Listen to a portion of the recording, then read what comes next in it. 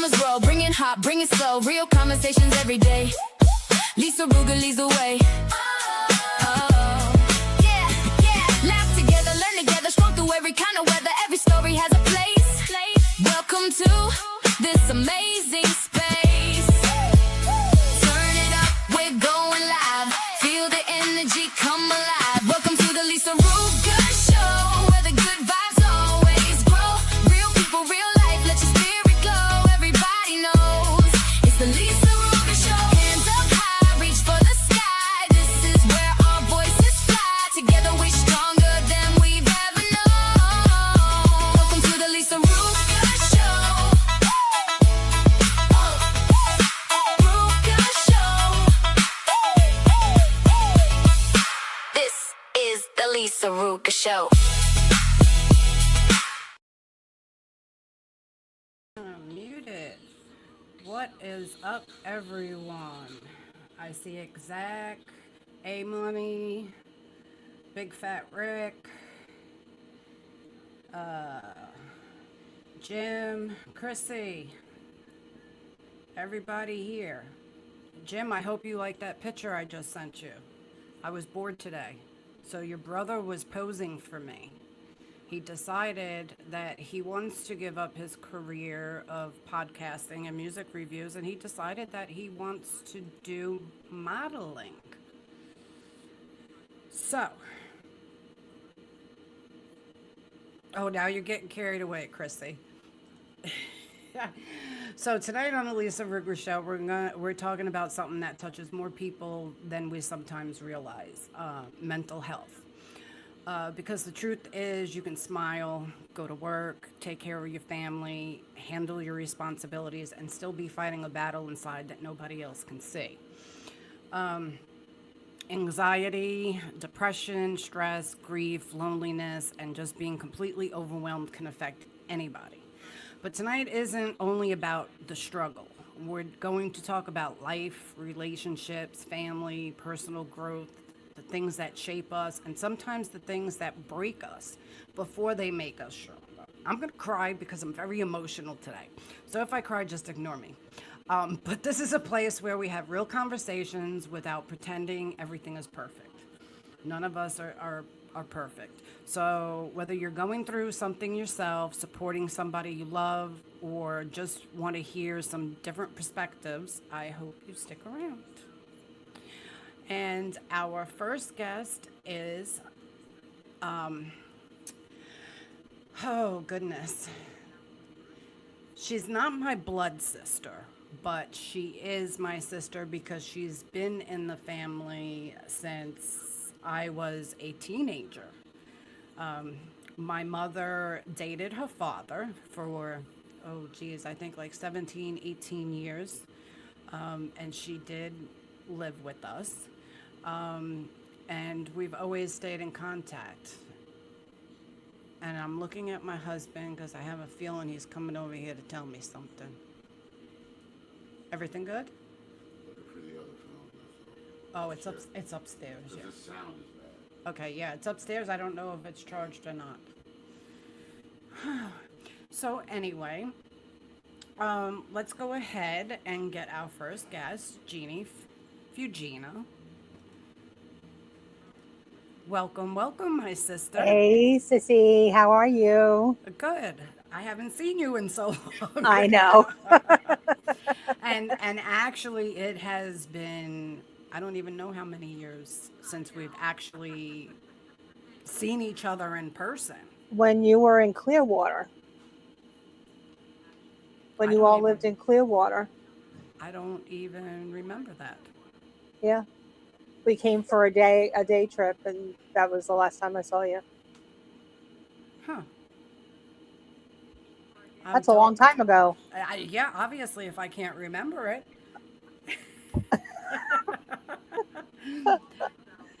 Hi, Catherine. Oh no, what did I do? Hello, all, but Catherine specifically. She belongs to me. Hi, Chrissy. Trying to get my stuff. Okay, here we go. So there's a lot of things I want to obviously talk about, but we've known each other since we were teenagers. You Hmm. obviously, I believe, older. But for people meeting you for the first time, who are you today? I am a mom. I am a grandma. I am a bachelor's degree holder in legal studies. And I work a part-time job at home. But that. Those are the basics of who I am. The basics. We'll say now. I know a lot more about you. You do. All your children are grown, correct? Correct. My youngest has just turned 32. Brittany? Yes. Oh my goodness. Yes. Um, Now, I'm not, with that whole situation, I'm not too up on it. But she does have a form of disability. Yes. She Um, has DiGeorge syndrome. oh, what is it? It's called DiGeorge syndrome. So she's very short. Um, she's vocally articulate, but there's certain things like everyday things that she can't do by herself that need, constant prompting, or she just doesn't understand. She'll look at you like a deer in headlights.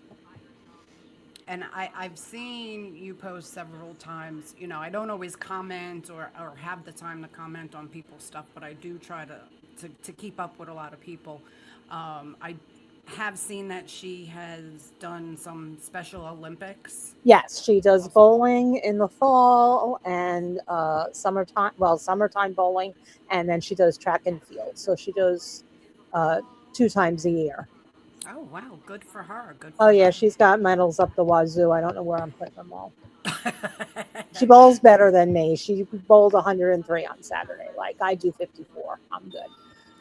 Oh my goodness. Um, so let me get to some of these questions as well. When you think back to the girl you were as a teenager, what do you remember most about her? I was more social. I was, I think, a little bit more fun, more free. Even though I got pregnant young, I was 20 when I had my oldest, and even still, I think I was more free in the sense that I wasn't afraid to be myself. Okay, and music, like I told you before the show, a lot of people in the chat, they're basically all music, except for Jim, who's our next guest. But music was a big part of your life growing up. Yes, Where did that love of music begin? with my mom. My mom used to sing beautifully, like an angel, but she used to sing every day, especially Saturdays. We would clean the house and we would just put on some records, old stuff, Engelbert Humperdinck, back old school stuff. And I just fell in love with all kinds of music. I listened to everything. And then after she passed, my godparents, she basically did the same thing. Saturdays, it was the Glenn Miller band. It was, again, old school stuff that we would clean house to or just hang out and dance around the house. And it's just something that's always kind of been innately in my DNA. That's great. And that's a memory that you'll never forget, also. Correct. Now we were also discussing too. Now there were, I forget who it was, but there were people in the chat that were talking about how they don't know how to read music. You can read music, I can. correct? You Yeah. can. Hey, maybe I can point them in your direction, and perhaps maybe you could help them I learn. can start them on a very easy lesson. I had to learn a little bit about everything. So I wound up playing mellophone for about 6 years. So I can play mellophone, trumpet, anything like that. And then I wound up learning a little bit about snare drumming. So I can play a little bit of that as well. So I'm a jack of all trades, a master of none. No kidding. But in total, I was with them marching myself 20 years. And then I had the opportunity to teach for 3 years with that same school with St. Matthias. And then when we moved down here, my kids were going to this high school here, and I got very involved with the school band. And I wound up teaching their color guard for a year. Wow, that's a lot. Yeah, Um, do you remember the first time you marched or performed in front of a crowd? I do. What was I that? feel like I was going to crap my pants. I didn't get eased into it by like doing a parade or something like that. The first performance was a competition, so Mhm. that's already nerve wracking. Um, but you have to just kind of get through it. There is one instance, I'll tell the story really quick. I might have been 5 years in, and I was a flag at the time, and we had to come down. And when we brought the flag down right in front of us, they would say, "You have to snap the flag, hit it as hard as you can." And we're all moving into this circle, and the judge is in the middle of the circle. Now they know our show, they know to move out of the way. This guy, unfortunately, did not make it in time. And I was just like, please don't let me hit him. Please don't let me hit him. Well, needless to say, he You got hit him. 8 stitches, and I felt very bad the next time I saw him at the next show. Oh my goodness. Um, you said you play a lot of instruments. What instrument or role did you have in the band, and what did you love most about it? Well, I wound up being majorette at one point. I did that for 6 years. That was my favorite because I get to do a little bit of everything. But really, when I was a rifle tosser in the color guard, that really was my favorite thing to do. And what did being part of the band teach you about discipline, teamwork, and belonging? Oh, it taught me lessons I still use today. You got to be aware of your surroundings. You have to think about your team and what you're doing for the team. Are you participating? If you're not going to a practice, are you going to let them down? Things like that. You can't really realize how much of an impact that makes on you moving forward in your life, because it keeps you organized, it keeps you on time, it keeps you disciplined. And when you hear marching band music today, what memories come flooding back? Oh, everything, everything, every parade we did on Myrtle Avenue, every, everything just comes floating back. And the funny thing is, uh, my kids did ROTC at one time, and they were doing stuff. And my daughter, who's on here today, she was doing stuff. And it was like my son wound up being in the band at the high school. So when I was teaching, he was in the band, and Brittany was in the band at the same time. So it was like almost passing the torch to them. So as soon as I hear it, and this is summertime, so this is the time where they're out competing and doing, and I can find that online and see it and still be a part of it. That's awesome. Um, and do you think music gave you a place to express emotions that you couldn't always put into words? Yes, there is a quote that says, "Music is what feelings sound like," Nice. and And that is very true. and looking back, how important was that musical community in shaping the woman you became? Oh, it was everything. It was everything because that was the only place I felt safe. That You was the only felt place I safe. felt seen, you know, because home life wasn't great, so I was very Well, thankful for that. um, speaking of home life, living with your father. Not great. Exactly. You said it, not me. Not great. Um, I literally had fistfights with him. Um, you know, um, but the one thing that stays in my head, well, two things that is always in the back of my mind is we always watched wrestling together. Yes. And then I remember being on the couch and wrestling was on, and I was on the top part of the couch, so I was like behind his shoulders. And I remember him trying to pull my pants down. And I told my mother about it right away. And I'm sure she beat the crap out of him. She didn't beat the crap out of him, but you know my mother and her mouth, the same as my mouth, and she told him, if you touch my daughter again, I'm going to fucking cut your dick off. Yeah. Plain and simple. Yeah.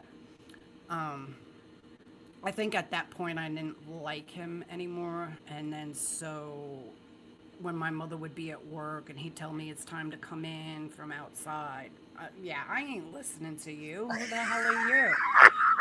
And I remember literally, you know, when you walk into the house, you know, to get to the apartment, you have the banister railings, you know, Yeah. to go up, and I had a white leather jacket on with fringes, and he had Oh, told me, I remember that jacket. and he told me it was time to come in, and I said, F you, I'm not.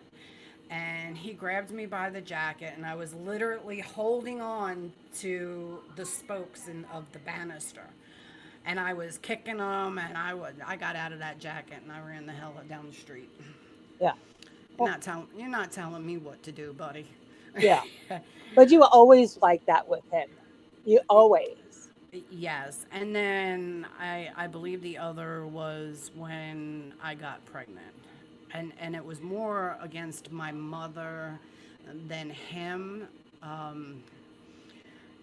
but it ate me up for years because my mother told me if I had it, that I would have to leave the house because he said that he would leave. So my mother was choosing your father Over you. over me and her grandchild. Yeah. That's terrible. Yeah. So I kind of hated my mother for many years for that. But I also knew at that time that the guy I was dating and that I got pregnant by, he used to beat the shit out of me. So the day I found out I was pregnant, he waited in the car while I went to the doctor, and I came out and I told him, and he said, well, if you're going to have it, I don't want any part of it. And so I thought to myself, I said, okay, do I really want to have this child? And even if he does want to be part of it, taking that chance of him beating the crap out of my kid since he beats the crap out of me.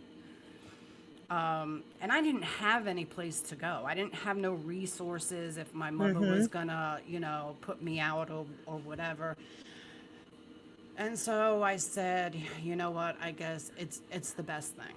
It's the best thing that I have an abortion.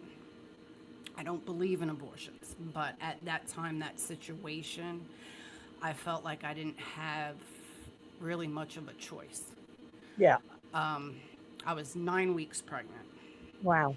And I've never been pregnant since. I'm so sorry. So I just feel like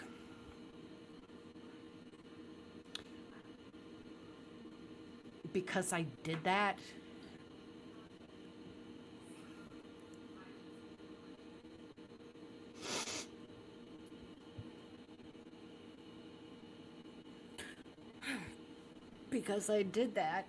God punished me I knew you were going to say that. to not have a child. That's not how it works. I know, but for many years I felt that. That way. Mm-hmm. I know most of it is just medical issues, but to feel like that. But when you're in it and you feel like that, yeah, I understand. Yeah. So that was tough, and you know, I never got to tell my mother how I felt about her basically forcing me to have an abortion. And I Making that choice, because she didn't make. Right. She basically made that choice for you. I held on to that anger for so long. Mm-hmm. But anyway, enough about me. I told you I was emotional. I told Rick today, I'm standing here and I'm cutting up peppers and onions and I just wanted to cry for no reason. I Just just blame it on wanted, the onions. It's all you the know, onions. oh, sometimes you just need to cry. And So, you mentioned that you introduced your children to the music you loved growing up with. hmm Has having a child with disability changed the way you look at compassion, patience, or what really matters in life? absolutely, absolutely, you can't look at Let me them turn and this not off. think if more people were. You know what I mean? Yeah. My aunt and I talk about it all the time. We go there on Saturdays, and as soon as you see them, they make you smile. They're not competitive. They're not mean. They're not nasty. They're happy to see each other. Even when they're competing, it's not I'm beating you or oh I'm one up on you. It's all about love and caring and how they can be together and help each other. And I wish more people were like that. Yeah, nowadays it's hard to come by, definitely. Yeah, I mean, even though it's difficult at times, but I mean, she's not the only one in the house. I have my nephew is here in the house, and he is on the spectrum. My grandson is on the spectrum, and you look at them individually, and you think, wow, they're all so smart. But they all have something, Right. and but they all have the same idea that family and loyalty and love is just everybody should be happy. That is true. How many children exactly do you have? I have six, Good three Lord, boys, three woman. girls, and technically I have seven grandchildren. Oh my goodness. God bless you. My daughter just said, if you need happiness in your heart, go to a Special Olympics event. You will see so much love. Aw. And it is true. They're not mean. They're not malicious. They're not ill intended. They're not, out for themselves. They're looking out for each other. Right. So right now you got me crying because I'm telling you, lately I'm on this weight loss journey, and it's been tough. And with that, and then Rick says I'm premenopause, and I don't believe that because you're too they young for that. the gynecologist said that they don't consider you premenopause unless you go a year without Yes. your menstrual. And so I'm not there yet. But my mood swings, my hot flashes, You're and peri-menopause. oh goodness, man, I was snapping at people the other day. I don't know. I was working on the lawnmower, and I cleaned the carburetor, and I cleaned out the gas tank, and I gave it an oil change, and I still can't get that son of a gun running. And it was just so frustrating, and I was just snapping, and poor Rick. I snap at him, and he's like, "What the hell did I do?" Yeah. You know, and Yeah. it's Lisa got hot flashes. um. So now I want to. What does this one say? Yeah, this one in the chat. Jeeps. I call him Jackass because that's what he is. But I wanted to touch, so we touched on the music and your hmm kids and everything, and I want to touch on something that I'm sure everybody in this chat and everybody who's watching felt this feeling before. And maybe, and I don't know the whole story either. But at some point in your life, you experienced something incredibly difficult when a boyfriend of yours died by suicide, Correct. correct? Correct. And what do you remember about who he was before his death became the thing people remembered him for? Well, he was fun. He was short. He was bald. That bothered him a lot, but he was so funny, and he too had a thing with the music. Like I used to tease him and tell him he had the what's the guy from the Tom Cruise movie with with uh, with the autistic guy, and they go gambling. I forget his name, but he had this ability to tell me the pressings of the songs, how many they sold, how many times it went gold, how many times it went platinum, all the details that most people don't know. So he had the thing with the music too. Um, but he was always so funny and comical. He was Jewish, and he would wear a shirt that said "Jews for bacon," stuff like that. My husband in the chat said Dustin Dustin Hoffman Hoffman, yes, that Rain Man. It's his yes. Rain Man, yeah, his Um, Rain Man thing. so music was something the two of you shared. Are there particular artists or songs that will always remind you of him? Um, I can't remember the name of the group, but there is one that when I hear it reminds me. But really anything. He had me do karaoke, which I never thought I would do. So the one song that I hear that always sticks out and has a good memory of him is "Eye of the Tiger," Oh my because we would goodness. do that for karaoke. You should have recorded that. I would have loved to Oh have. yeah, I would. No, no, no. uh, Um, Deepak, something. I'm not sure. I see. I'm not good with names and Yeah, songs I and can't. I artists. I'm like. I not hear the song in my head, but I can't get it to my mouth. right. I totally get you there. Yeah. Without getting into anything you don't want to discuss, what was happening emotionally in his life leading up to his death?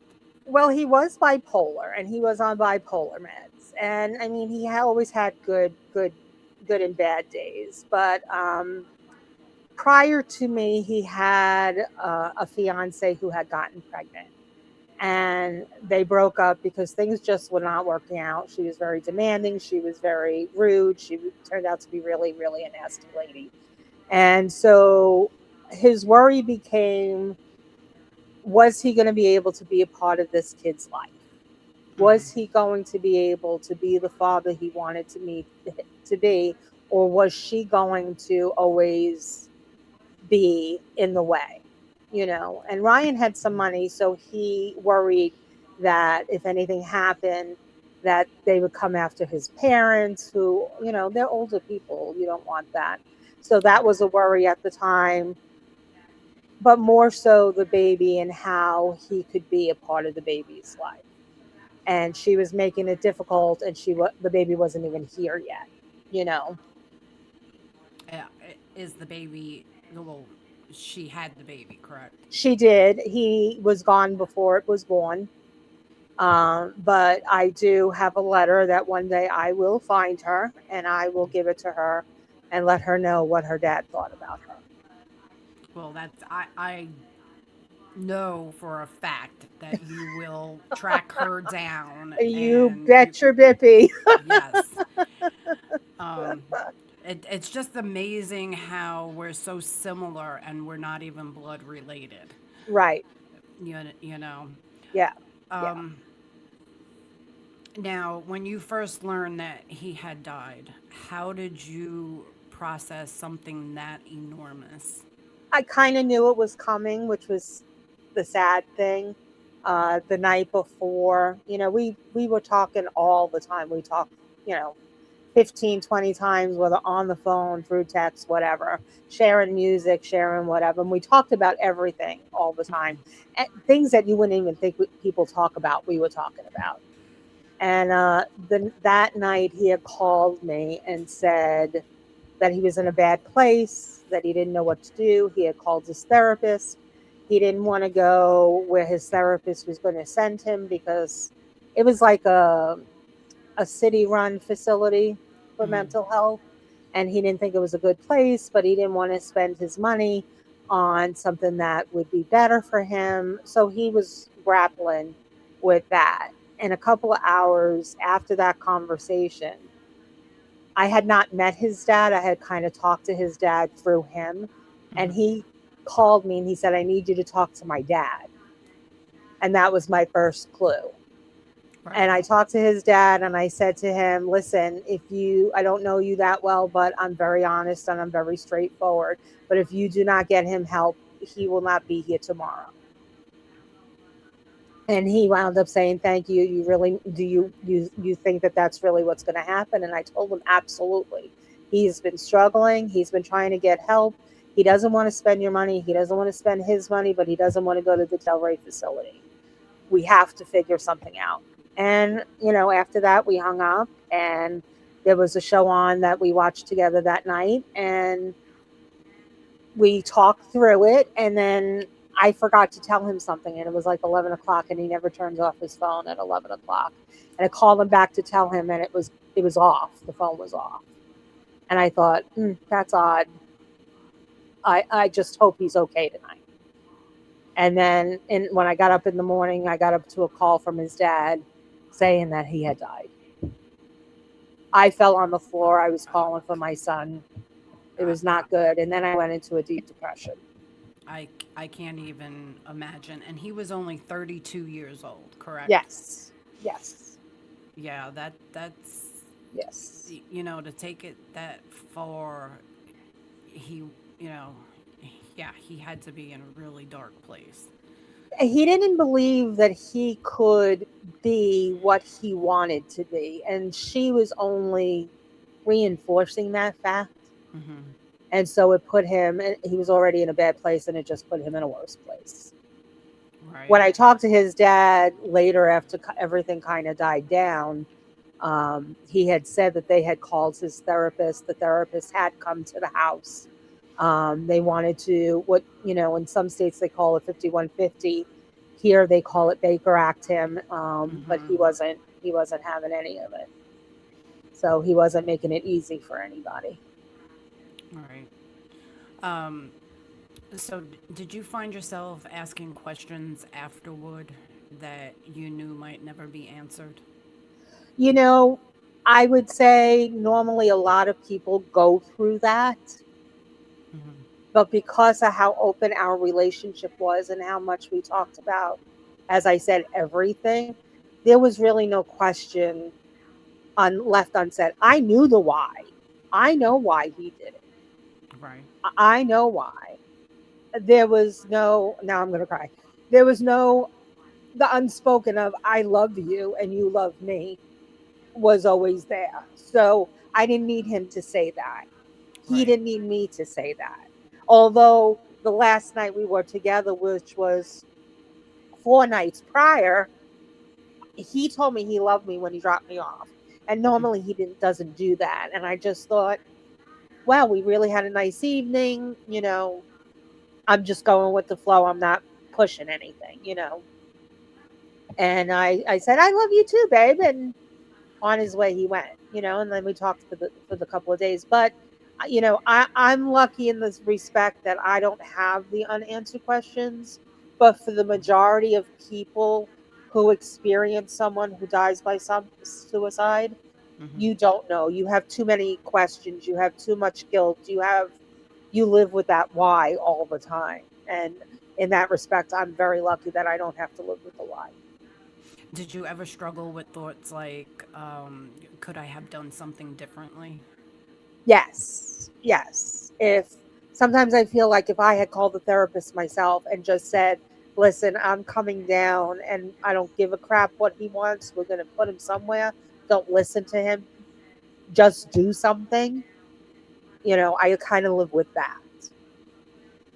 Right. What would you want people to understand about the complicated emotions experienced by someone who loses a partner to suicide? That it is a range of emotions and you really have to find a way to sort it. First, you have to process it. And there are people out there that will help you. go to a therapist. Go to grief therapy. It doesn't have to be a regular therapist. Go to grief counseling. There are groups out there through the American Foundation of Suicide Prevention. There's, the National Association of Mental Illness. They have all of these things and these programs and this education that will help you work through all of the feelings that you have, but you have to take them one at a time because Right. they will overwhelm you and they will consume you. I was in bed for a good, Catherine, you can attest to this, 4 years where I didn't want to get out of bed.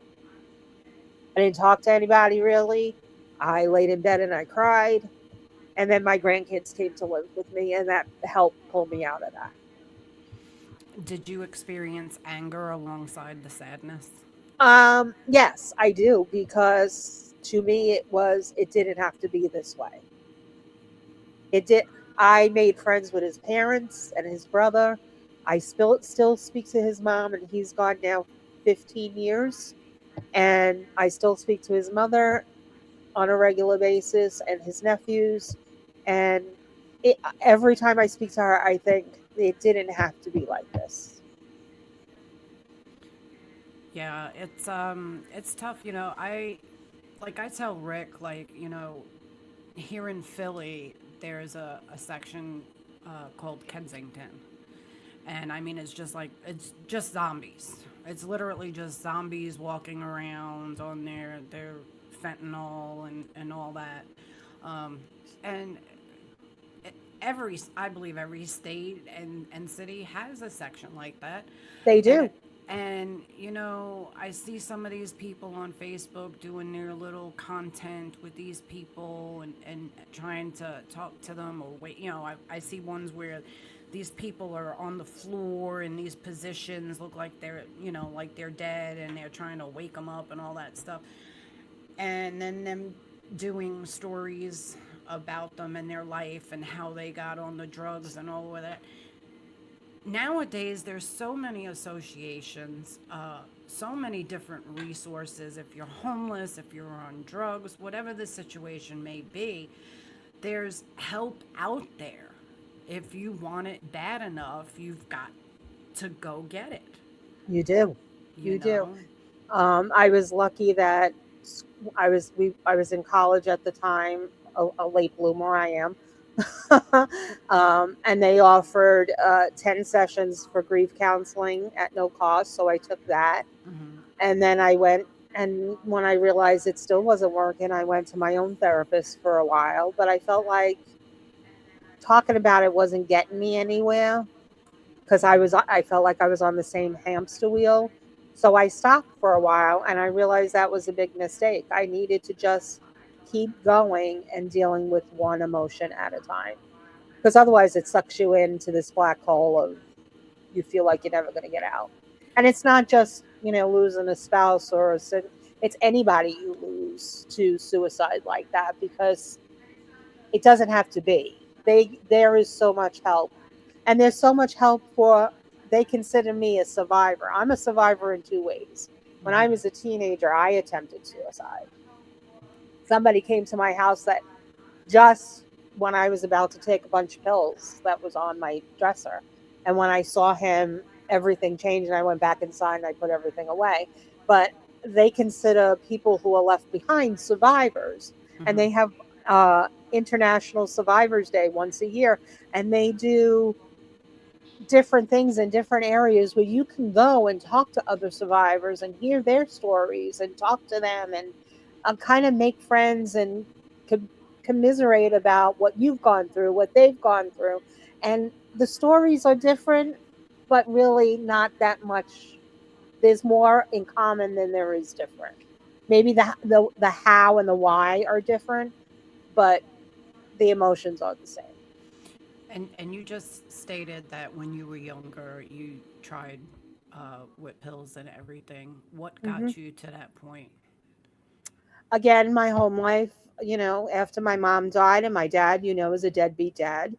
And I had to struggle to make him to try to make him love me. Is That's what I thought at the time. And I was getting molested at the same time, and it was bad. And that was before drum corps came along, and I really didn't think there was a purpose here for me. Right. Well, I'm glad you didn't accomplish that. Well, thank you. I'm Um, glad that he rang the doorbell as well. yeah, I remember trying to slice my wrist once. And I was on the phone with somebody who lived in Long Island, and they called the ambulance. And I remember going, they put me in the ambulance, and they're asking me my name. They're like, "What's your name?" I'm like, "Whatever you want it to be." I'm not telling you shit. Yeah. Uh-huh. Whatever you want it to be. I was not. Yeah, you're not cooperative at that point. Yeah. And I remember them taking me to the hospital. I remember going to the hospital for some reason in Long Island, and um, speaking to a psychiatrist or whatever. My mother was like, just tell them that you're fine, that there's nothing wrong, because Yeah, yeah, they'll yeah, end up keeping you here. yeah, yeah. So it was like, back then, it was like, okay. So I just did what she said. There's nothing It was a wrong with big me. taboo back then too. You didn't want to talk about it. You didn't want to tell your feelings. You didn't want to do anything like that. And it was just like you said, just be quiet and keep it to yourself. Yep. And I remember while I was sitting there, I'm just looking at all these people that are sitting in these other chairs waiting, and I'm like, what in the F am I doing here? And then this EMT guy comes walking in, and I'm looking at him, and he looked really familiar. And I had gone to school with him at one point. And he was like, "Lisa?" And I was just like so totally embarrassed that I'm sitting there and seeing this guy that I went to school with that has this good job. And it was just like, I had to get out of there. Yeah. But Yep. now, but now it's like I've seen two therapists. I've seen one in Alabama. I went to my doctor, and you know how they ask you all those questions. Do you feel safe at home? Yeah. All of that. Which my husband always jokes around. He tells them no, he doesn't feel safe. I might suffocate him or something in the middle of the night. But I was in such a place, I felt like I had nobody. And so when I went to the doctor, and the nurse was asking me these questions, and I said, I really need help. I need to speak to somebody. Can you point me in the right direction? Yeah. And she sent me over to a church that wasn't far from my house. And I think I had to pay like $5 a session, because it was based on your income. Yes. And I really enjoyed speaking with her. And I only had a couple of sessions with her, because then I left Alabama, and I ended up in Texas and all of that. And then the other time was here. I had told Rick, I said, I just feel like I need to, you know, figure shit out. Mm-hmm. And with my insurance, they only offered 6 sessions for 30 minutes each. And so I gave it a try. It was once a week, and I didn't mind talking to her, and she told me, okay, this is your homework. And it was, through the video chat and all that, and I just felt like it just wasn't enough for me. Mm-hmm. I need a session where I'm sitting in front of you face to face, not through Yes. some camera. I need more than 30 minutes. Absolutely. I know it's a long process. I know it's going to be several sessions. Right. So I'm still working on that, because I've got tons of issues, that. Listen, everybody's got something, everybody's got some kind of story. And that's what I love about your show, is that you tackle something every week, I, you know. yeah, I try to find, different things, like I said, a lot of people in the chat, it was mostly music related. And then Rick started doing interviews on Monday nights with artists and stuff like that. And I said, you know what? I'm going to do my show. And like I told you, I did start off with, I don't review music. I either tell you I like it or it Yeah, sucks. yeah, yeah. That's it. That's your review. If it's trash and it's garbage, I'm going to tell you. If I like it, okay, I'll bebop to it and whatnot. So, Rick breaks it down into cadence and this I've and watched him. that, Hmm. So that's his thing. So I said, what different can I do? I said, okay, I am going to search out people with different stories and get those stories heard, and maybe somebody else is going through the same situation, Hmm. and they can get the help. Now, like the girl that I had on the last episode, Malia, like I told you, she lost all that weight. I was just sitting there having my morning coffee and scrolling through Facebook, and she happened to have come up as a suggested thing. And Oh, and wow. and so I jumped on her page and I was reading her page and stuff like that, and I'm like, wow, this girl, she's got videos of her in the gym Hmm. and lifting the bells and all that. I'm like, I can't do that crap. How is this girl doing it? And so I was just amazed by her willpower, and Yeah. I could just tell that she had a great attitude. So I just messaged her and I said, look, I have this show. I'd like to have you on it, yada yada yada. And she was down for it, and now I got a new friend, There you and go. I see her posting daily. Now she just started vlogging her journey, and it was a great episode. So I do try to find different people with different stories all the time. I And am I work think that's great. Yeah, I am also working. Excuse me. I'm also working on a friend that I've known online for, oh Lord, I'd say at least 30 years. I'd never met her before. She lives in Ohio and she's deaf. Oh, wow. Yeah. We've always remained friends. And so I told her I would like her on the show. And of course, I would have to get a interpreter and all of that. But right now, she's just not ready. She's going through some stuff at this time. But eventually, I'll have her on. Absolutely. You know. Absolutely. So after living through that kind of loss, are you more aware now when someone around you seems emotionally different or withdrawn? Yes. Yes. You can't help it. Your spidey senses kind of go up a little bit. And you try not to be paranoid, but you kind of watch a little bit more and see what's going on. Ask them more questions. Um, again, I encourage everybody, if you feel like life is getting overwhelming, before you even get to the thought of, I shouldn't be here, go speak to somebody. It doesn't have to be a therapist. Find somebody you trust. Find somebody who'll listen to you and not be judgmental, who'll be there for you, who will give you good advice, or really just somebody to listen. And if you are on the spot where you do feel like that's something you're going to do, there's no, always 988. They are there to help you get you through so that you don't take those drastic measures. And how can we talk about suicide openly without allowing a person's death to erase everything else about who they were? Make sure you talk about them, not just how they passed, but make sure that that's not the only conversation. Talk about the memories you have with them. Talk about what they did for you, how they impacted your life. Keep them alive like you would do somebody who died of cancer. Right. It's the same thing.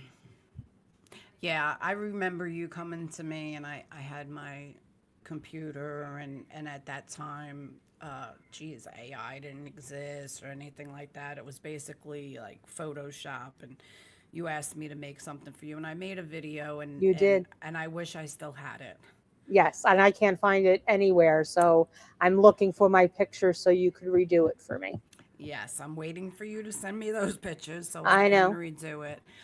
But you, every year, you do post the cover picture of the That you made for me. yeah, Yep. yes, the piano notes that looks like it's leading up to heaven, Yep. and his name and everything on it. And now I can do with AI just amazing work.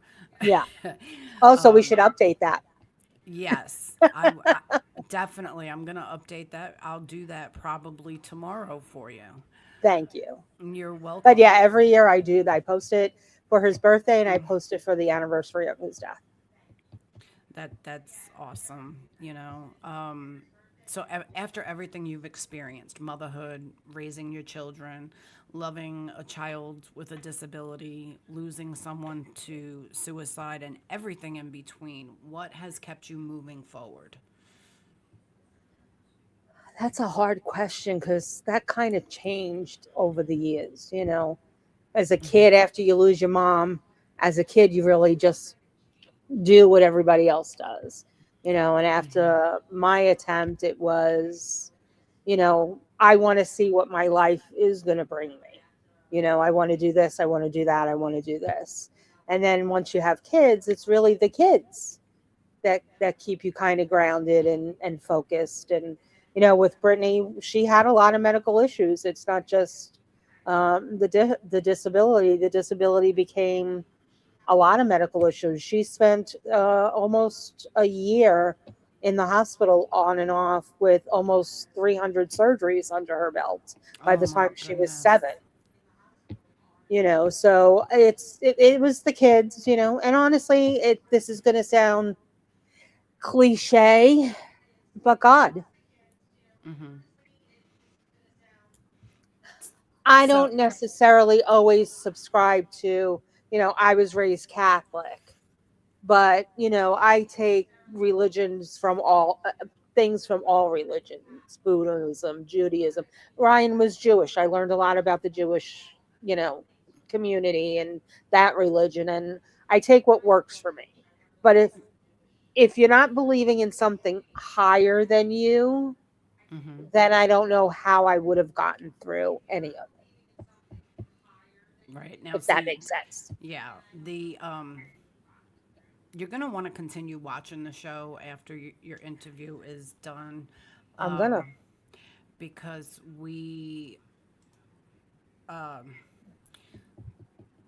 the person that is coming up next is my brother-in-law, actually, who married me and Rick, and he's lead with Jim. I mean, there's just so much. You just have to watch him. I You will. just have to watch him. Um, so it's almost that time. So finally, when people finish watching this interview, what is the one thing you hope they remember about your story? Not just the tragedy, but your life as a whole. Survival, a fighter, determined,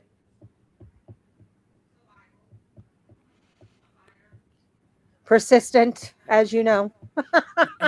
Yes, like I said, that somehow is in our blood together.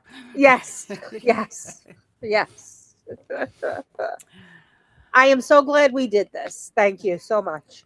Me too. And there were so many times that I was in not Clearwater, but Florida, and all parts of it, visiting Rick's kids and stuff like that. And so many times I wanted to come see you, and it was like we weren't that far down, and Yeah, just doing things with the kids. And now it's even harder because with Rick and the chances of blood clots yeah, and all of and that, flying. the Yeah. long Uh-huh. drives. No, we don't fly, we drive. Oh, that's The, right. You're afraid to fly. I'm not afraid to fly. He's afraid to fly. He's the one who's afraid to fly. Um, But we'll make it happen. yeah. We're going to Um, make it happen. So I I can give you a big fat hug. As you used to hate that when I'd come over and give you a big hug. Do and you have and to do that to me every time you come over? and Yes. that one song you always played, always sticks in my head, and I even played it for Rick one time, and even sung it to him. Go away, little girl. Go away, little girl. I'm not Donny Osmond, supposed baby. to Donny be Osmond. alone with you. Yeah. Anytime I hear that song, I think of you, without a shadow of a doubt. Thank you, A Money. I appreciate that. That means a lot to me. Um, I had just sent you when I sent you those things that I found in the storage room. I actually found another little Christmas ornament with your name on it. Oh, So awesome. I'm definitely gonna get it to you. And Okay. y'all, just so y'all know too, years ago, I would say almost 10 years or so, I had a Christmas tree made for her out of wire hangers. Yes. I was just trying to get it, but it's stuck in the box. Wire hangers with silver tinsel with pink dragonflies because dragonflies are my symbol that Ryan is around. Yes.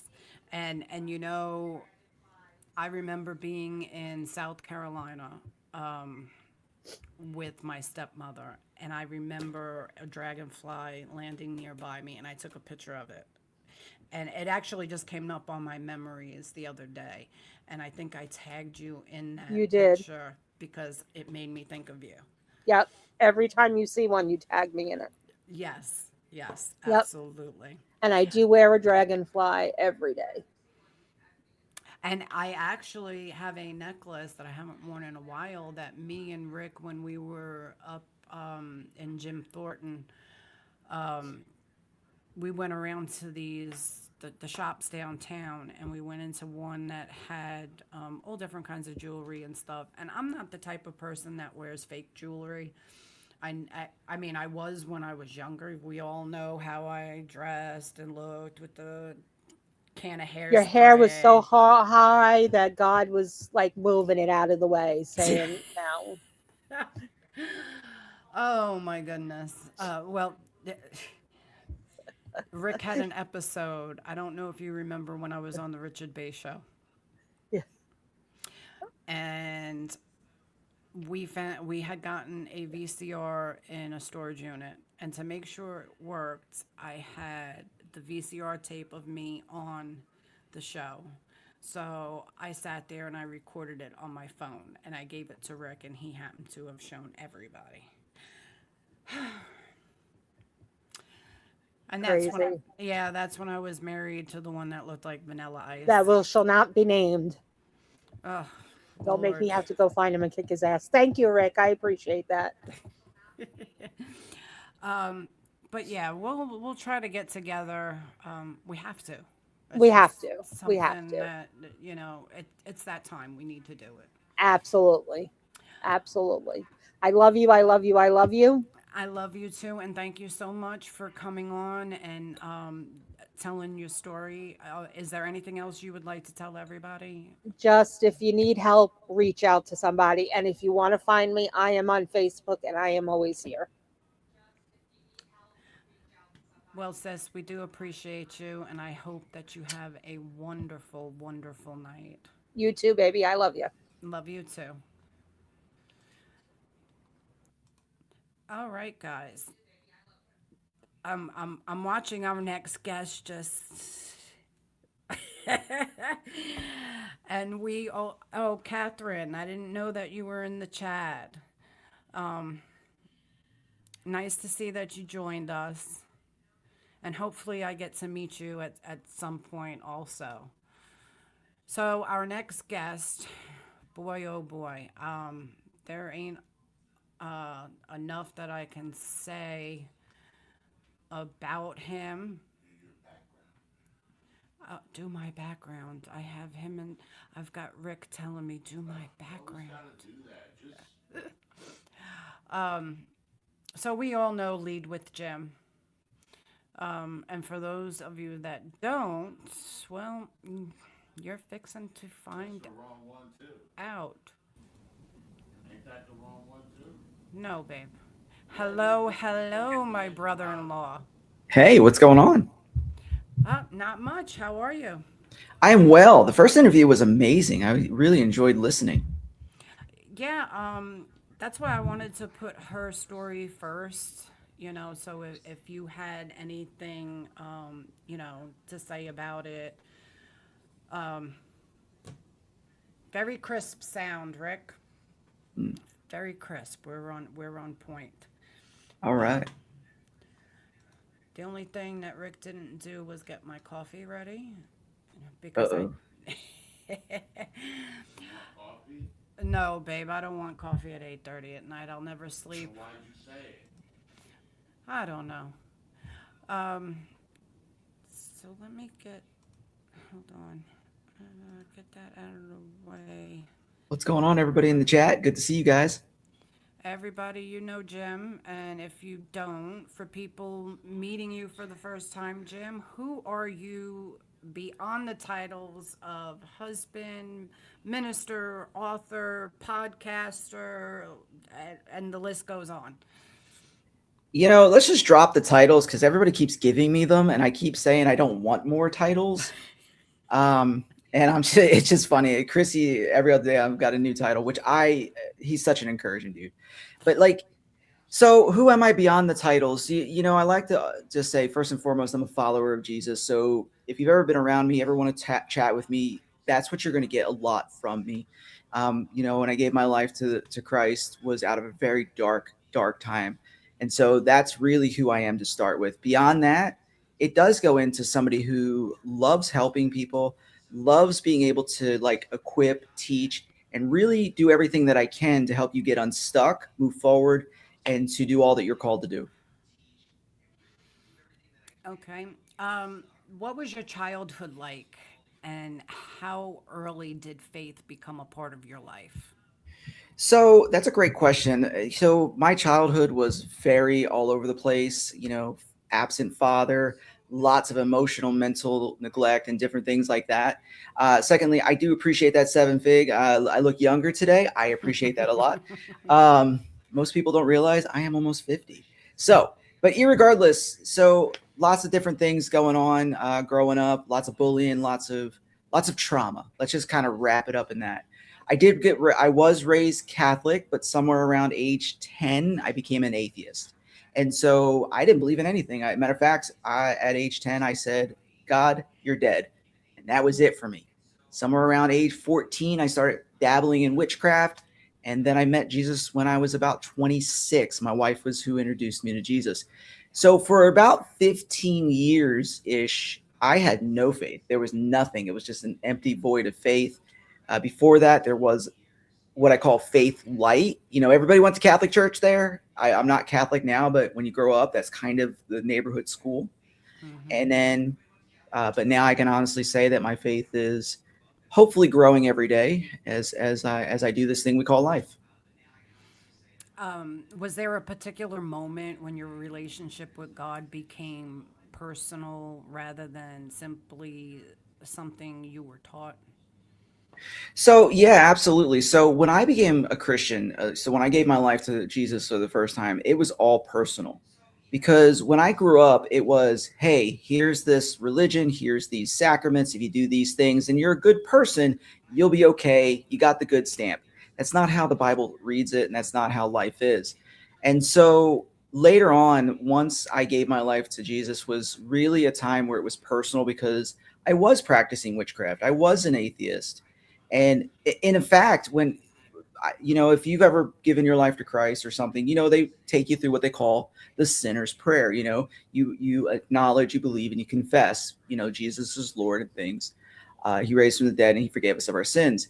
My prayer when I gave my life to the Lord Jesus was, Lord, I don't like you, but I can learn to love you. I never wanted to do it your way, but I'm going to try. That was how I entered into this whole relationship with him. And I've been walking with Jesus now 23 years, I think, 24, coming up on 24 years. And I honestly, two things. I didn't think I was going to make it to this age. And secondly, I sure enough did not think it would be as a Christian. See, I'm Catholic, Hmm. um, I'm but sorry. I don't. I'm just I'm I joking. don't. It's. I don't know. It's just all up in the air. You know, I listen to everything that Rick says, and he's always got, all these um, episodes that he puts on and stuff, and Hmm. I tune everything out.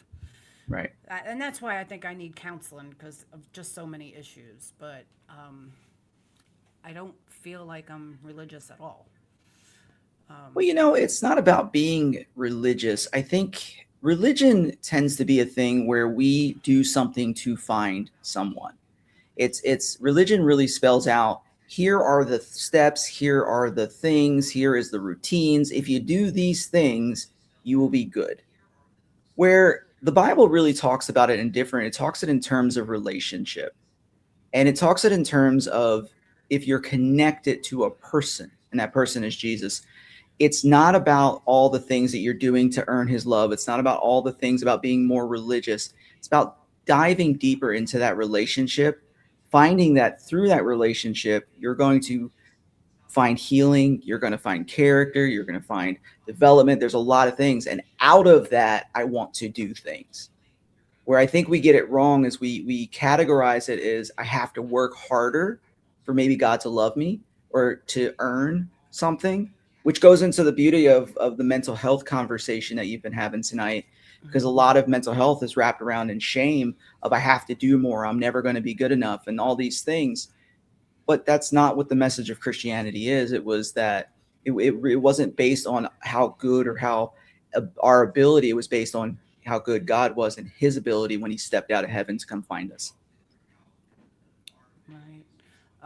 And you're an ordained minister, correct? I was at one Was. point. In 2017, I stepped down from the church to focus on my wife's mental health and my own health as well.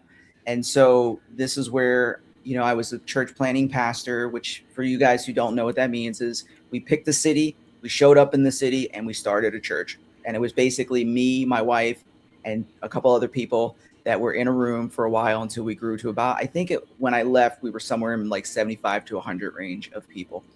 Wow. And but I stepped down in 2017 as an ordained minister, as a pastor, because my wife's mental health was the priority. And so, because my first ministry, my first everything is her. And so, beyond that, that's what we had to take care of.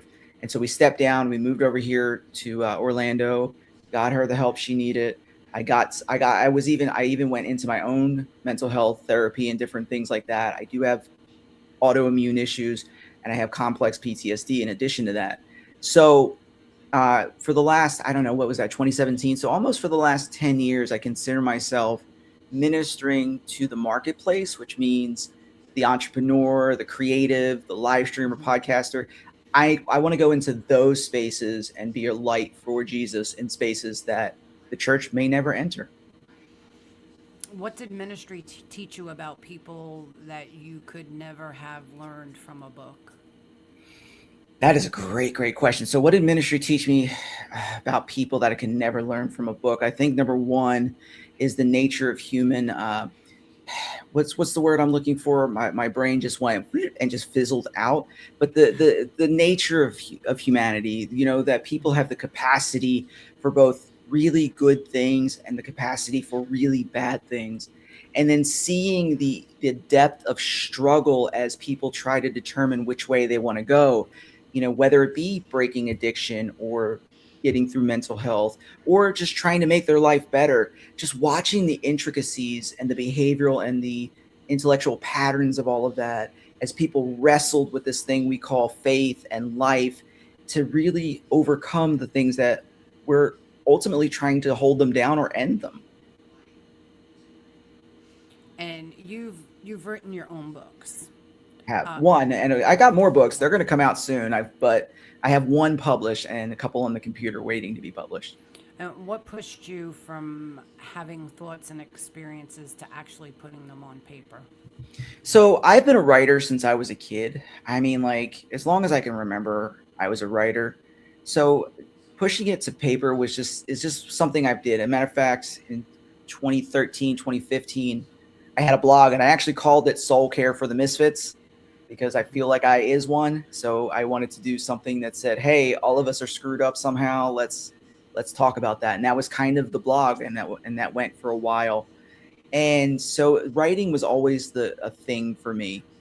But what got me to say, you know what, I need to start publishing this and start putting it out there was actually I was sitting in a class. It was in most people don't realize this, but I have a master's degree in leadership, and they did end up changing it to MDiv, but it was leadership to start with. And so there was a guy in there, Dr. Bobby Clinton. He taught a class on leadership and leadership development. And he taught part of that class. He talked about what's called legacy markers. And he said there are 8 things that he gave us a list of 8. He says you get to pick 1, maybe 2 of these 8. And these are the legacy you want to leave to the next generation and generations beyond. So in 2008, I was sitting there reading through this, listening to him teach. And one of the legacy markers that I picked was to be a prolific author. And when I say prolific, by the time my life is no longer here, by the time I am gone, I would love to have 50 books penned by my name out there. 50. 50. It was a number I picked. Why I picked that number, I cannot tell you. But there we go. We got a goal. We got a huge goal. But hey, 1 is done, so we need 49 more. That's it. You got to get to work. Yeah. What subjects do you find yourself returning to again and again in your writing? Oh gosh, that's right, Rick. 49, man. So that's hard to really calm down. I'm what's considered a polymath or a multi-potentialite, which means I have so many interests and so many things that really kind of draw me in. So it's hard to sit there and say, what do I really write specifically about? What I can tell you is I am a nonfiction writer. I'm not a fiction. So I'm not going to write a story, maybe one day, but that's not me now. And what I'll write about is the human condition. I write about, how to overcome things. Matter of fact, the book, I don't even know if I have one next to me. I did it earlier, but the book that I wrote, Tell a Better Story, was really how to overcome the mindset that keeps us stuck. Getting through the lies and the deceits so that we can move forward. I've got another book that I wrote that's coming out hopefully by the end of this year, is called Connecting. And it's 10 strategies on how to connect with anybody. But the through line through all of those have always been people and how to help people be all that they were supposed to be, meant to be, and could be. And you also have your own podcast. What do you want people to walk away with after listening to you? Well, I have one, and I'm about to launch a second one. The first one is called The Unshakable Life, and really, it's the whole tagline of that is conversations that matter. So when you listen to that, a lot of my guests are entrepreneurs or people of influence. And so what I want you to walk away from that is to listen to their life, their struggle, and then their success and say, oh, wow, I can do that too. Or that's how they got over it. That doesn't seem so hard anymore. Like it's really to demystify some of the things that we're so afraid of so that we can start moving into, greater things. The other podcast I got coming out is my personal passion project, Faith, Focus, and Follow Through. And this one it's going to be out in September, is going to be one that really it's faith, life, and what is it? Faith, life, and business, and how the three of those go together. And what does life look like when you're trying to navigate your life, trying to navigate it with faith, and try to navigate it through building something that is going to be legacy, building an impact, whether it be a business or author or show, whatever that looks like. It's to really kind of navigate those hard conversations that say, here's what you're dealing with, here's what you're facing. Now let's figure a way how to get through that. Well, me and Rick will be there, and everybody that's in the chat better be there, or they're all dead to me. You crack me up, Lisa. You crack me up. That's my thing with them. So you've been married for over 20 years. Yep. What do you understand about marriage today that you didn't understand when you first said I do? It takes work. Like, so, I mean, when you go into marriage, you're like, oh, happy, let's throw the rice, let's go, do the thing and have the babies and all the stuff. And what I didn't realize when I first got married was that if I wanted to stay married, it wasn't that I got married. Got married was easy. At least I thought it was, because my wife chose me. I thought it was harder because I think I chose up. I don't think she did. I think she chose down. Like, she kind of pulled me up a little bit there. But like, when I married my wife, it was like breathing. Like, two best friends got together. Now, I didn't know that she was going to have a lot of, mental health crises through the years. That's not what we presented when we first met. So we can get into some of that too. We've done podcasts together, so I'll go pretty depth in some of that. And so I didn't know all of that going in there, but that doesn't change anything. The work started happening after I said I do, after she said she did. And what I mean by that work is learning how to communicate, learning how to forgive regularly. That word communicate. Yeah, I'm big on that. I'm a communication expert, so it's like it's learning to communicate. But I'm going to tell you, I wasn't always a communication person. I've said a lot of dumb things over the years. So, irregardless, but like, it's the communication, it's the forgiveness. If you're not in a marriage that's walking in deep forgiveness, you're not going to be in a marriage for long. Bitterness and resentfulness is going to kill your relationship. Okay. If you're, the other things is understanding who she is, understanding how she thinks, understanding how she believes and how she feels and how the mental illness plays into all of that, and learning to navigate that with grace and not taking it personally. So not only did we have to work on life together, we had to work really hard on life by ourselves as well, so that we could be healthier when we work together. Right. What has helped your marriage survive seasons that might have broken other couples apart? So we've had a couple seasons like that, and two things that has helped, and I these are the hills I'll die on. Number one is prayer. Like, if I believe that if we didn't have prayer, if we didn't have Jesus, we would not be together today. There is no earthly way that her and I would have stayed together. In fact, one of her conditions is, the statistics behind it is something like 80 to 90% divorce rate in the first 3 years. Wow. For one of her conditions. And we actually had a doctor. We were like, yeah, we've been married 20 some years and been together 26. And he's like, he didn't believe us at first. And I'm like, why is that impossible? Because, first and foremost, Jesus. The other thing is, and this is one that really hit me a long time ago, is we removed the quit option.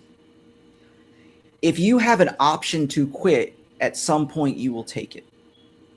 And in the beginning of our relationship, we were like anybody else. We threatened divorce. If you don't clean up, I'm out of here, blah, blah. And I remember one day I looked at her and I said, if you can go, please do so. God, you sound like your brother. Or maybe he sounds like me. He just didn't know it. So anyway, but like, I did. And I said that, and she looked at me and she's like, and I said, every time we threaten divorce, we degrade trust. If we don't have trust, we will never be in a relationship, because relationships are built on trust. And I said, if we're going to continue threatening each other with divorce, then we might as well go ahead and do it, because at this point, either we're staying together or we're not staying together at all.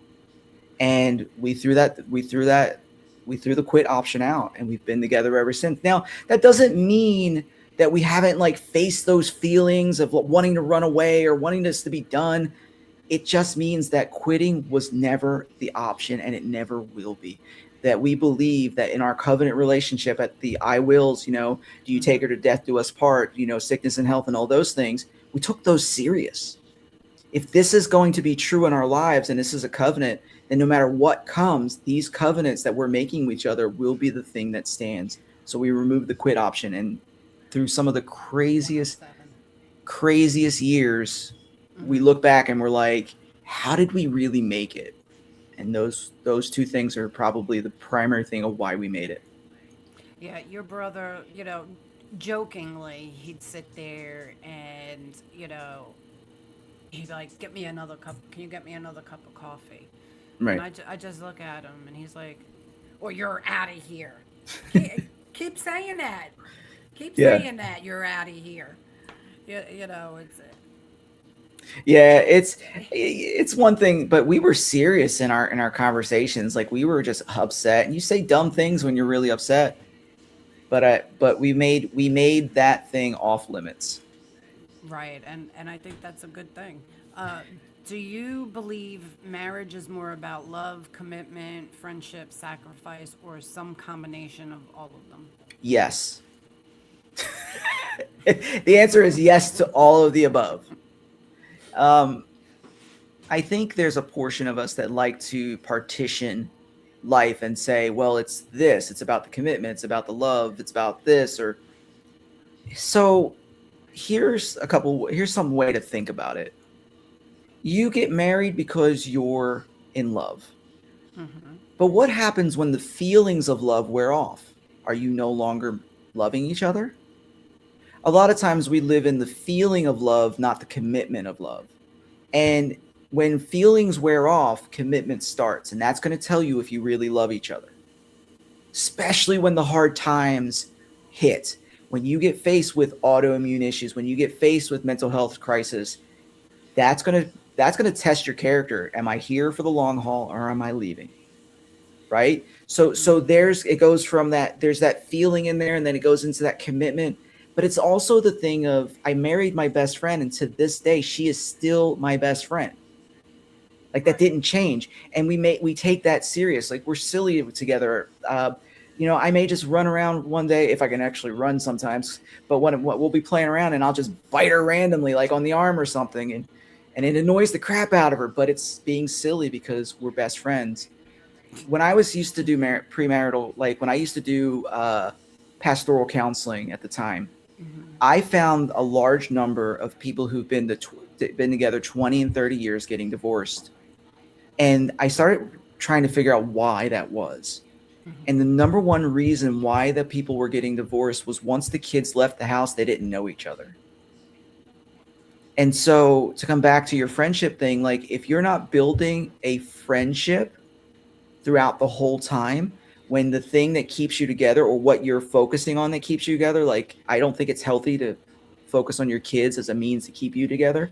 Right. When they leave, when they get older and they leave the house, you're left staring at strangers. And almost 9 out of 10 times people got divorced because they don't know the person sitting in front of them. So me and my wife take the time to develop our friendship. We pray every night together. We joke around. We do things together. We go out and we just go have coffee sometimes together, because first and foremost, she's my best friend. She's the Right. person that God gave her to me to steward, to minister to love through all of her illness, through all of mine. That's just the thing. So to answer that question, yes, all of the above.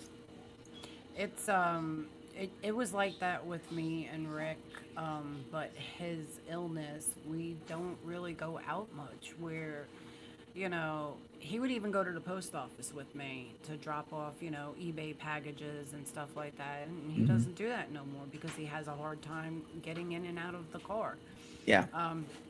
But yeah, I had to laugh when you said, you'll walk by your wife and just randomly bite her. Yeah. I, you're just you and your brother. Just you and your brother, because No, you're listen. He rocks a mermaid tail better than I ever will, so we're just gonna be all right here. I'm just saying. I'm just that saying. Listen. that's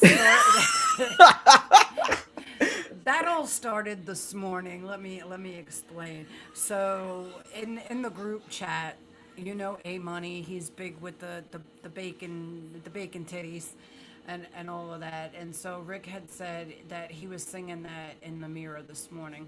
And so I'm sitting there and I was messing around with Chat GPT to, get my questions and everything for tonight. And I took that famous video of Rick where he's dancing behind the chair and stuff. Yeah. And I said, make this guy have bacon on his breasts with grease dripping down. And so that's how it all started. Just I don't want images, man. Just no, no. And then so it turned into I I am too, forgot Chrissy. I forgot who it was said something about him being a mermaid, and then I just no I then I made another picture of him. I'm sorry, I made another picture of him. I said put him on a couch and have him pose like the girl in Titanic wearing short shorts.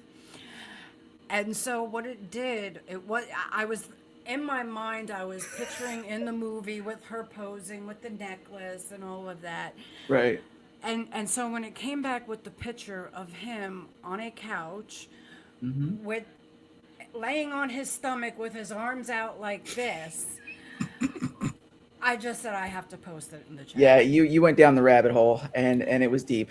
And, It was and it was then deep. Yeah, and then so they turned it into the mermaid, and then that's so that's awesome. I had to fix the picture and put him in Jeannie, the I can little- never unsee that. That's I was invited into the darkness. So I do want to bring something back as we kind of jump back into this a little bit.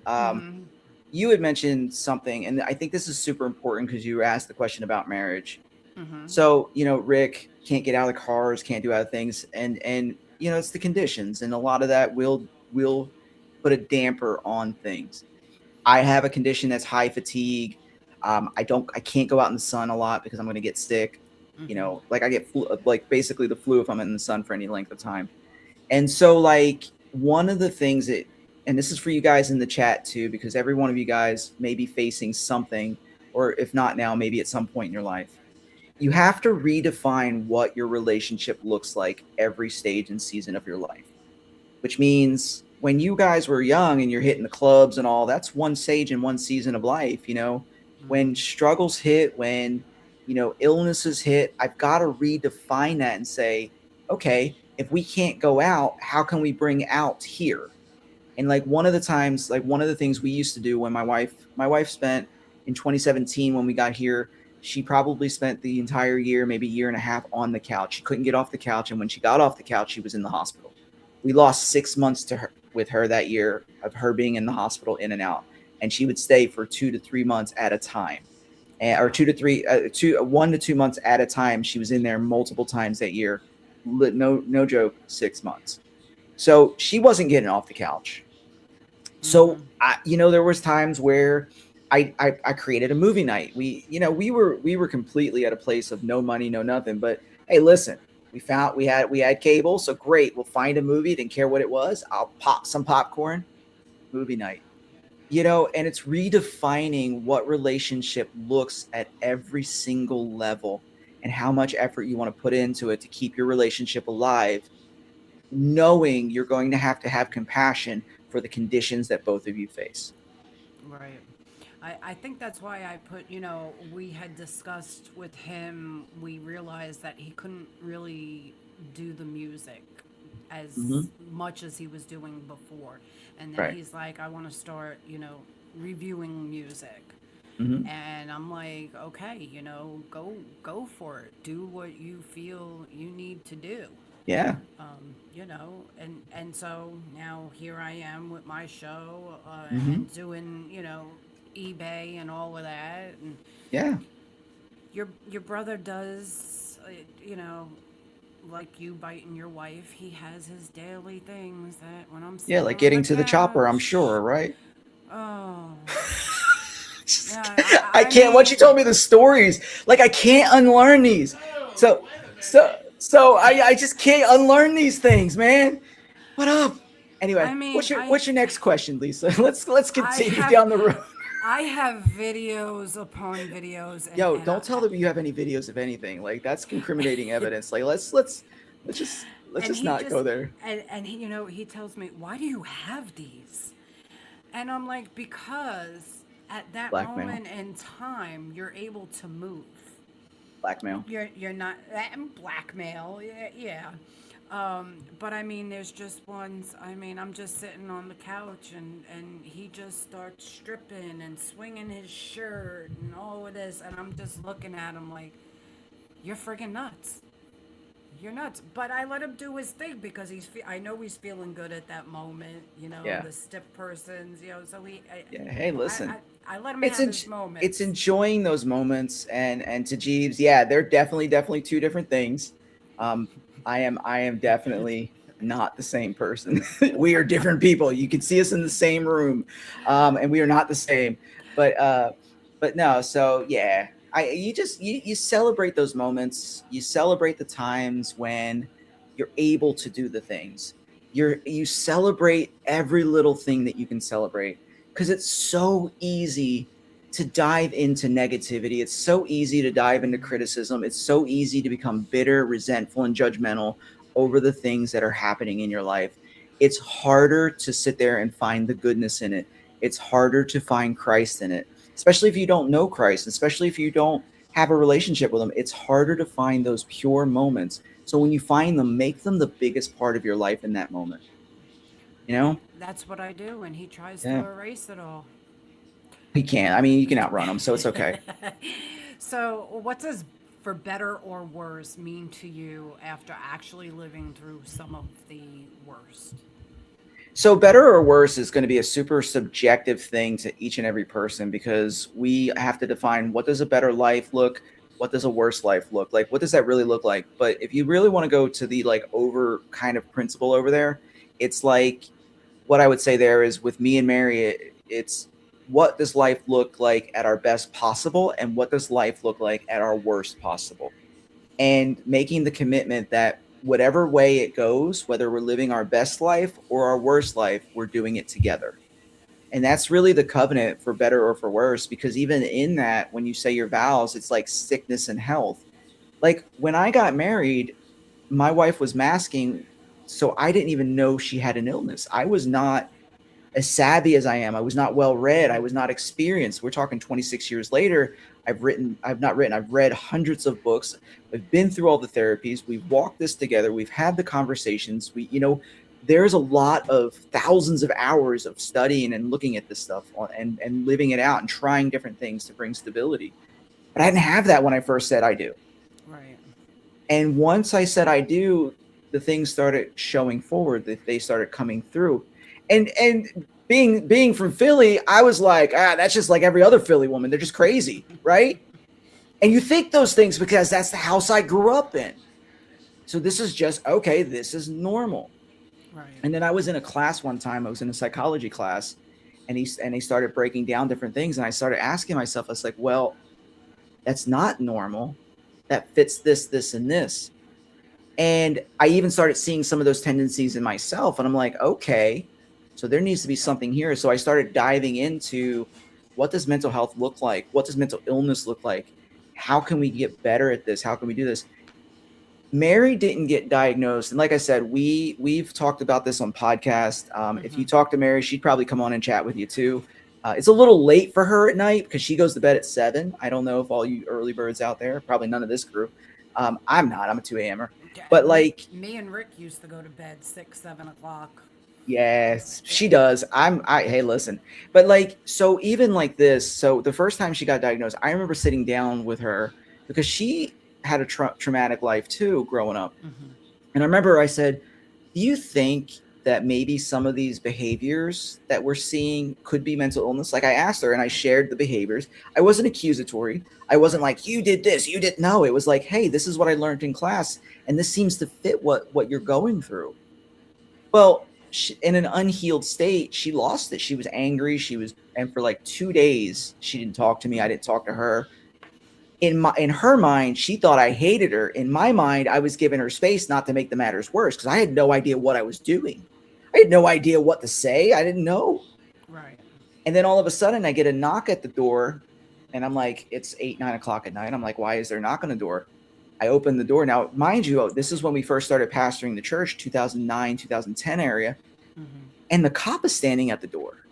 I'm like, hello, officer. Why are you here? And he said, somebody called me. Somebody named Mary here. She called me? Okay. I was so upset. Like I didn't know what to think of that. I was like, why did she call you? We weren't arguing. There was nothing. It was Right. Come to find out, he came in, and I invited him in, and he came in, and he said, and he talked to Mary. Come to find out, Mary was making a salad and was going to use the knife to slit her wrist. And she called the cops on herself to Baker Act herself. Wow. And I had no idea. I was sitting on the couch right there. She was in the kitchen right behind me, like completely like ninja. Like I had no idea. And he came in. He says, he did tell me. He says, if you guys would have talked, you could have just brought her down. And now my eldest was 2 at the time, so she was sleeping in the bed. But because the cops showed up, she had to be taken down to the mental health facility in handcuffs because that's their protocol. Right. And so like it was like that was the first time that she was diagnosed, and we were like, wow. And it started the journey of really trying to figure out what is this about? How can we figure this out? In 2018, because they had tried to give her so many different diagnoses. By that time I was wiser, was more read. And I said, hey, maybe you should get reevaluated by somebody who's much more proficient to see what you're really dealing with, because her medicines weren't working. And they did, and they came to the right mix of what she was dealing with and why the medicines weren't working. And they fixed that, and she started finding more stability. And she now, I would say in 2026, she's it's one of those places where she has stability, she has health. We have a long ways to go with the condition, but there's so much breakthrough that she's had and so many things we can celebrate. And even in the last couple of years, I got diagnosed with complex PTSD from my youth and dealing with that. Now, complex PTSD is much more of a brain injury than a mental health issue, but it causes mental health issues. So in addition, they also diagnosed me with high functioning depression. And of course, I have gifted ADHD, so that's all in the mix anyway. But that makes me just a hot mess. But when you think about it and you get into this stuff, we started finding out. Now, I do want to say this because the topic is around mental health, and then I'll shut up so you can ask more questions. Is simply that it doesn't matter what you're diagnosed with. I don't care what the label is. The label is not your identity. That's not who you are. It's what you deal with. And that's something we had to really work hard at, is learning how to navigate life, knowing that our identity was in Christ. Our identity wasn't our illnesses. So Now that night that the cop came there, was that when you first realized that mental health was going to play a major role in your marriage? yeah, actually, very much so I knew mental health was going to play some role in our marriage. I had that like intuitive thought. And as I was learning, I was going to see much more of a bigger role, but I didn't know how big of a role until the moment that happened. Like when that happened, I was like, this is going to be a deep thing in our marriage. And these were the places where we had to make sure that we were committed. And I will tell you, before that diagnosis, I was angry. I was angry all the time because I'm like, what is going on here? I had no idea. I was like, there was a portion of me that I was like, this is where we go back to the divorce conversation. There was a portion that there were some things that were said, some things that were done. And I said, you know what? Pack your bag and just leave. I even packed her bag for her, and I told her where she can go, and I made sure she got there. Right? But I remember, and this is why it's so important to, being in a relationship with Christ. I remember sitting there and I was doing the dishes, and it's only been a couple hours. She was with one of the ladies from the church, and we just both needed to cool off. And I remember sitting there, I was doing the dishes. I was so mad. And the Holy Spirit, this is before she was diagnosed, and the Holy Spirit put on my heart and said, you're not allowed to leave her. That is not an option for you. And I said, okay, because in my heart, whatever God wants, God gets. And if I hear where he impresses upon me, I'm doing it. That's just what it is. So she came back over the house, and literally 1 week later, she was diagnosed. And after she was diagnosed, something in my head completely switched, and everything that I held against her was gone in an instant. Because now I understood why the behavior and the communication was the way it was. Now, I do want to preference, it's not all one-sided. I had my issues. I did a lot of stuff and shared a lot of things that probably I should never have shared, and they were hurtful and they were mean. Okay? So I don't want people to think that this was a one-sided issue, because it never is. Marriage is never one-sided. Communication is never one-sided, and it takes two people to have a problem at all times. Mm-hmm. If somebody ever is in your marriage and saying you're the problem, that's the problem. Is it takes two people to have a problem. And so, but in the greater conversation, what was driving a lot of the challenges was the mental health or the mental illness. And so when she was diagnosed, everything in my brain went click, and it was never a thing since. And every time she's what we call triggered, she'll say something. I know that's her mental illness playing out, trying to make her safe, not Mary's heart trying to, destroy me. And that made that distinction in that diagnosis that says, okay, I can look at this and know that the condition is what's driving that conversation, not her heart. And at the end of that, we actually had a conversation about that. And she says, the things I want to say are locked, and the things I don't want to say, the hurtful things, are what comes out. She told me that one time, and I was like, just blew me away, because Right. because when you're triggered, you switch off logic and you switch into complete instinctual emotion, and everything that you do to hurt somebody, to run away, to commit suicide, all of that stuff is to keep you safe from any perceived danger. What do people misunderstand about being married to someone dealing with serious mental health challenges? I think that's a great question. There are two places I would say that people misunderstand. I think number one, people, unless you've lived through it, you'll never understand the depths of what somebody goes through it. And I mean that on two different levels. The first level, my wife is diagnosed with these things. I am not. So no matter how much understanding I have, no matter how much compassion I have, I will never truly understand what it feels like to fight for your life every day like that. Okay? What I do understand is our shared behavior or our shared life together in it. And most people won't understand that unless you're living it as well. For instance, I had a guy one time, I had an off day. It was one of those days where it was just super tired, and it made no excuse. But one of the guys, he was a member of the church, and he started complaining. He was like, man, I was on the couch and my wife wouldn't cook me dinner, blah, blah, blah. And I'm just tired of it. And I looked at him. I said, bro, you have no idea what it means, in your household when your wife can't even get off the couch and you're sitting here complaining about something so stupid. I said, get off the couch and cook your own dinner. Like, it's just like, boom. It's like that whole bluntness just came out. He looked at me. He's like it was like a deer in the headlights. But it just got me, because I was like, you're just not going to understand Mm-hmm. what it's like knowing that there's been years where I've had to be a single father. I do all the cooking in the house. There were years where I did all the cleaning, and the house looks like a bombshell sometimes because I just don't have it in me to do everything. And she helps where she can, but there were years where the illnesses were so intense that all she could do was stay alive some days. Right. It kind of sounds like me, to a point. I mean, me and Rick, we like tonight. We knew I was going to be on the live, so beforehand, first I made the fur babies their cookies. I make them Yeah. homemade cookies once a month, and that took me pretty much all morning. And then we discussed what was going to be for dinner. And with this whole weight loss thing, I really haven't been too hungry. And then I was nauseous this morning, yada yada.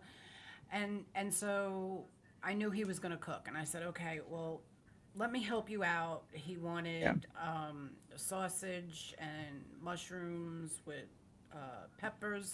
So I cut up all the peppers, I cut up all the mushrooms, I cut everything up, I prepped everything for him. All he had to do was cook it all.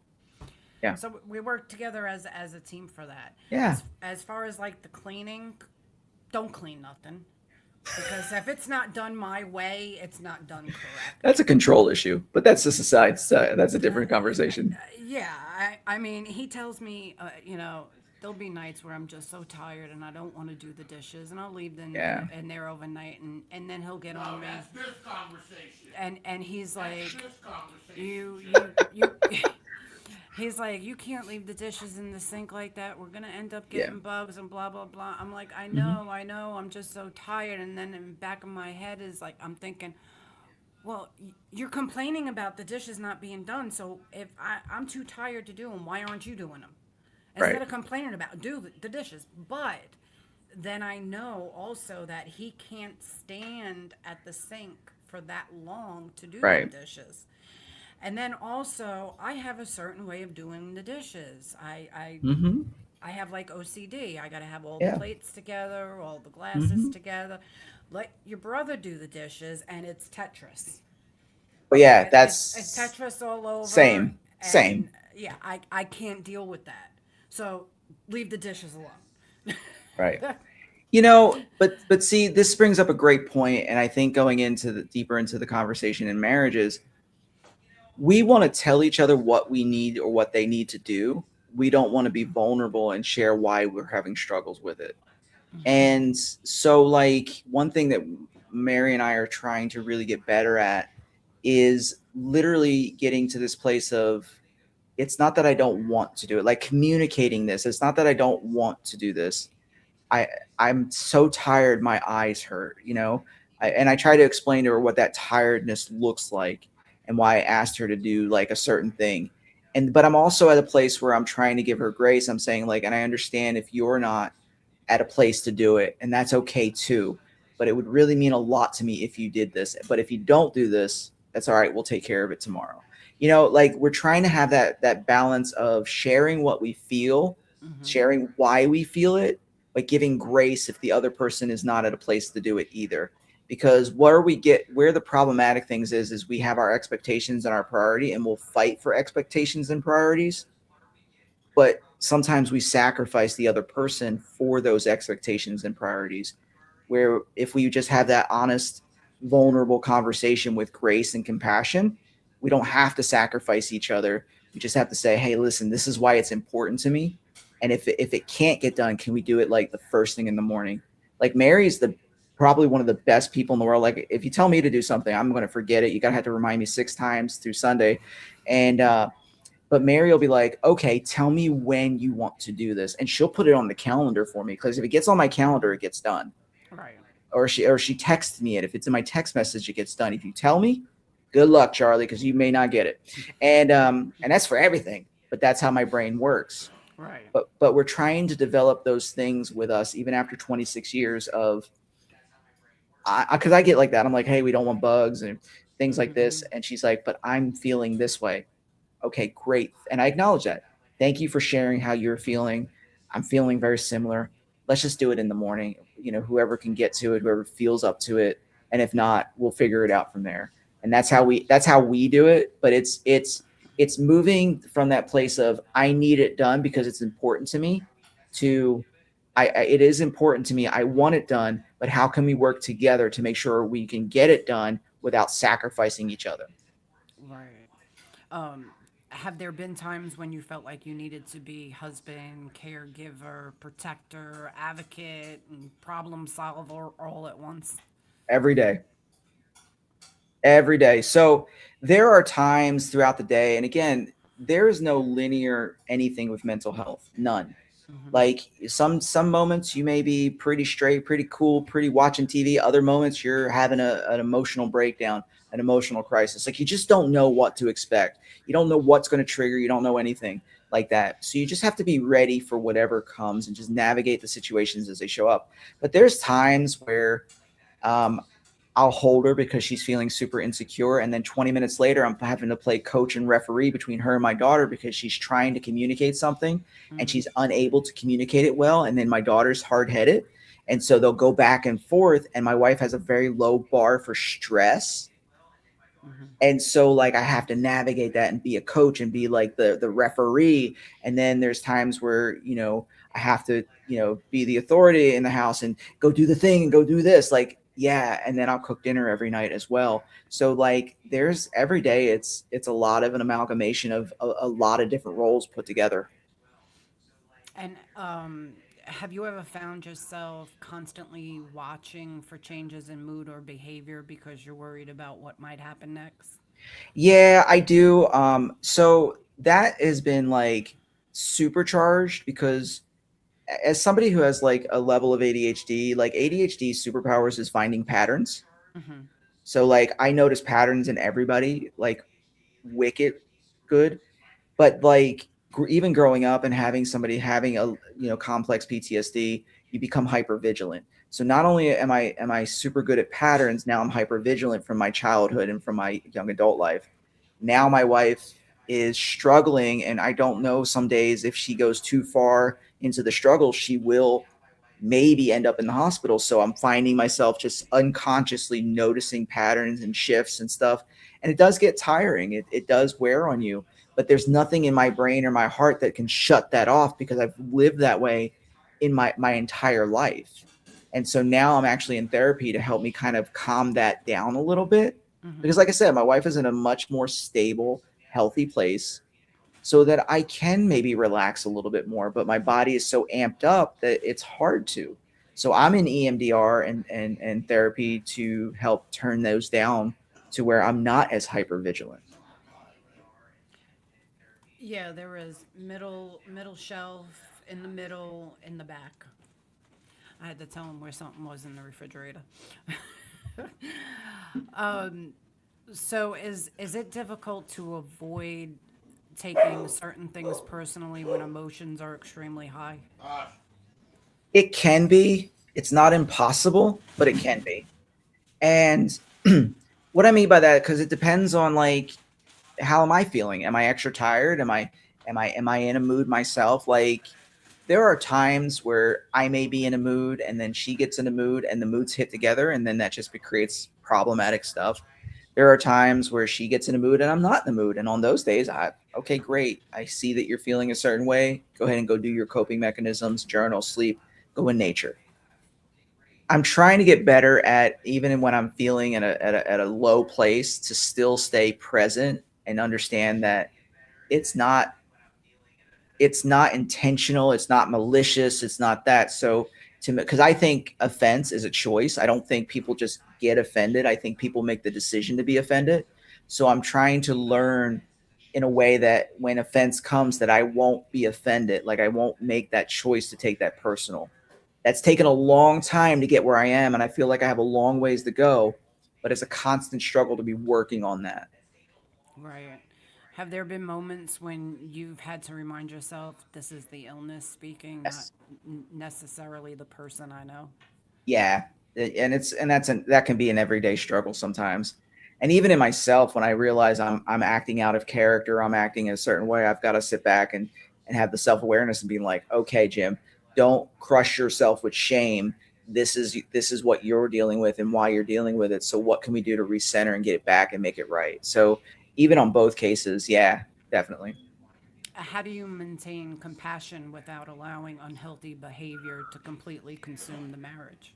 So this goes back to my faith because when you develop the fruit of the spirit, which is love, patience, loving kindness, different things like that, and you can read all of them in Galatians if you want.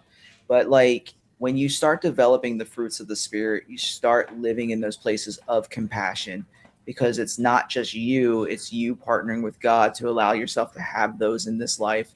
And so I feel like the deeper I get into my faith, the more that is here. I feel like before I had that, I didn't have as much compassion. I didn't have as much empathy before I had Jesus. Post that relationship with Jesus, I feel like that's an everyday growing thing. And Hmm. I feel like there's a lot more to grow. I wish I was much more there than I am now, but even in that it's an everyday growth thing. Some days you win, some days you learn, and some days you're just like I have no idea which way I'm going, but we're going to keep moving forward. Where is the line between supporting someone and losing yourself trying to save them? So I will tell you that the last part of that is where you have to get in your brain trying to save them. I had to learn the hard way. I cannot save her. Jesus did a great job at that. I don't have to step in as that. People who try to save someone else tend to have what they call savior complexes. where they're trying to be the martyr, they're trying to be the savior, they're trying to make sure everybody around them's okay. And those things are rooted in people pleasing, they're rooted in codependency, because those type of people are what is known as enablers. You're enabling bad behavior, you're enabling these things. So first and foremost is you've got to get healthy on your end so that you're not an enabler. You got to get healthy on your end so that you start to squash those people pleasing tendencies, because there are times where she struggles that there's nothing I can do about it except be present. And being present means I can have that compassion, I can hold her, I can tell her everything's okay, but there's nothing I can do to turn off or stop her from having the anxiety attack or having the mental health breakdown. All I can do is be present in the moment and then do what's needed depending upon what is happening. And that could be sometimes, hey, let me just go put you in bed. Let's get your medicines and things like that. Or let's go get checked out at the hospital and see if you need a hospital stay. Like any one of those could be a possibility. But the main thing is for you as the caregiver, the spouse, to realize number one, you are not going to be able to save your spouse no matter what they're going through, but you can show up, you can have compassion, you can have empathy, you can help them, you can carry their burden with them, but you are not going to carry it for them. Have you ever struggled with guilt for needing time away, rest, or peace for yourself? Yes, absolutely. As a matter of fact, my live I'm doing tomorrow at 1 p.m. Mm-hmm. On my channel is going to be about shame. The whole conversation is going to be about shame and Mm-hmm. really why we struggle with that, because because I lived in a very invalidating environment, like chronic invalidation I grew up with. Me even taking breaks from working caused guilt, caused shame. And so that bleeds into every area of your life. So when I'm sitting there like trying, like my wife needs me and I but I need a rest, I'm like, no, no, no. There's a part of me that wants to overfunction, overwork, overthink, and get it done, do it at the cost of what it may cost me. And now I'm living in higher levels of autoimmune and higher levels of illness because for years I overfunctioned my way into this place Mm-hmm. because I didn't have my own personal boundary, because I was so full of shame, I was so full of guilt, because at a young age I was basically trained that if you don't produce, if you don't have results, you're worthless. And now, Go go ahead. ahead. No, well, let me say this, and then you can go this. Mm-hmm. And being also a gifted kid, like I was in the gifted program and all that stuff, that becomes much worse because now all of your life is revolved around how smart you are and how good grades you have and trying to act right and all these things. So it adds another level of pressure where everybody in your life, from my mother to my teachers to everybody, says basically gave the message that if you don't do at the top tier, then you're just not good enough. Who takes care of the caregiver when everyone assumes you're the strong one? So this has always been one of the biggest challenges because nobody generally does. Matter of fact, the caregiver is I think they said 75 to 85% more likely to develop depression, anxiety, or some mental health condition because the caregiver does not take care of themselves. And so there's nobody that's going to hold your hand and tell you you got to take care of yourself, you got to do this. No, because when you're taking care of somebody who has an illness, whether it's you or your spouse or both of you, there has to be a portion of it where you build in boundaries, you build in that self-care routine, you build in, I need this so that I don't become this. And if you don't have that, then you will become this, which is going to be depressed, anxious, and all those things. So you want to find what reinvigorates you, what brings rest. Find a mentor, find somebody you can talk to, like a friend of some sort. Like you have got to take the initiative to go do that, because there's not going to be enough people out there who are going to be, first, aware of your plight, but two, most of us caregivers never complain. We're not complainers, so we just do the thing, and because we never bring it up, nobody knows we're going through it. I complain all the time. I don't complain at all. So Oh, I hear it from your brother all the time. You always complaining. You go out and walk the dog, you come in, you're complaining. It's too hot. yeah. The dogs took too long. I I do.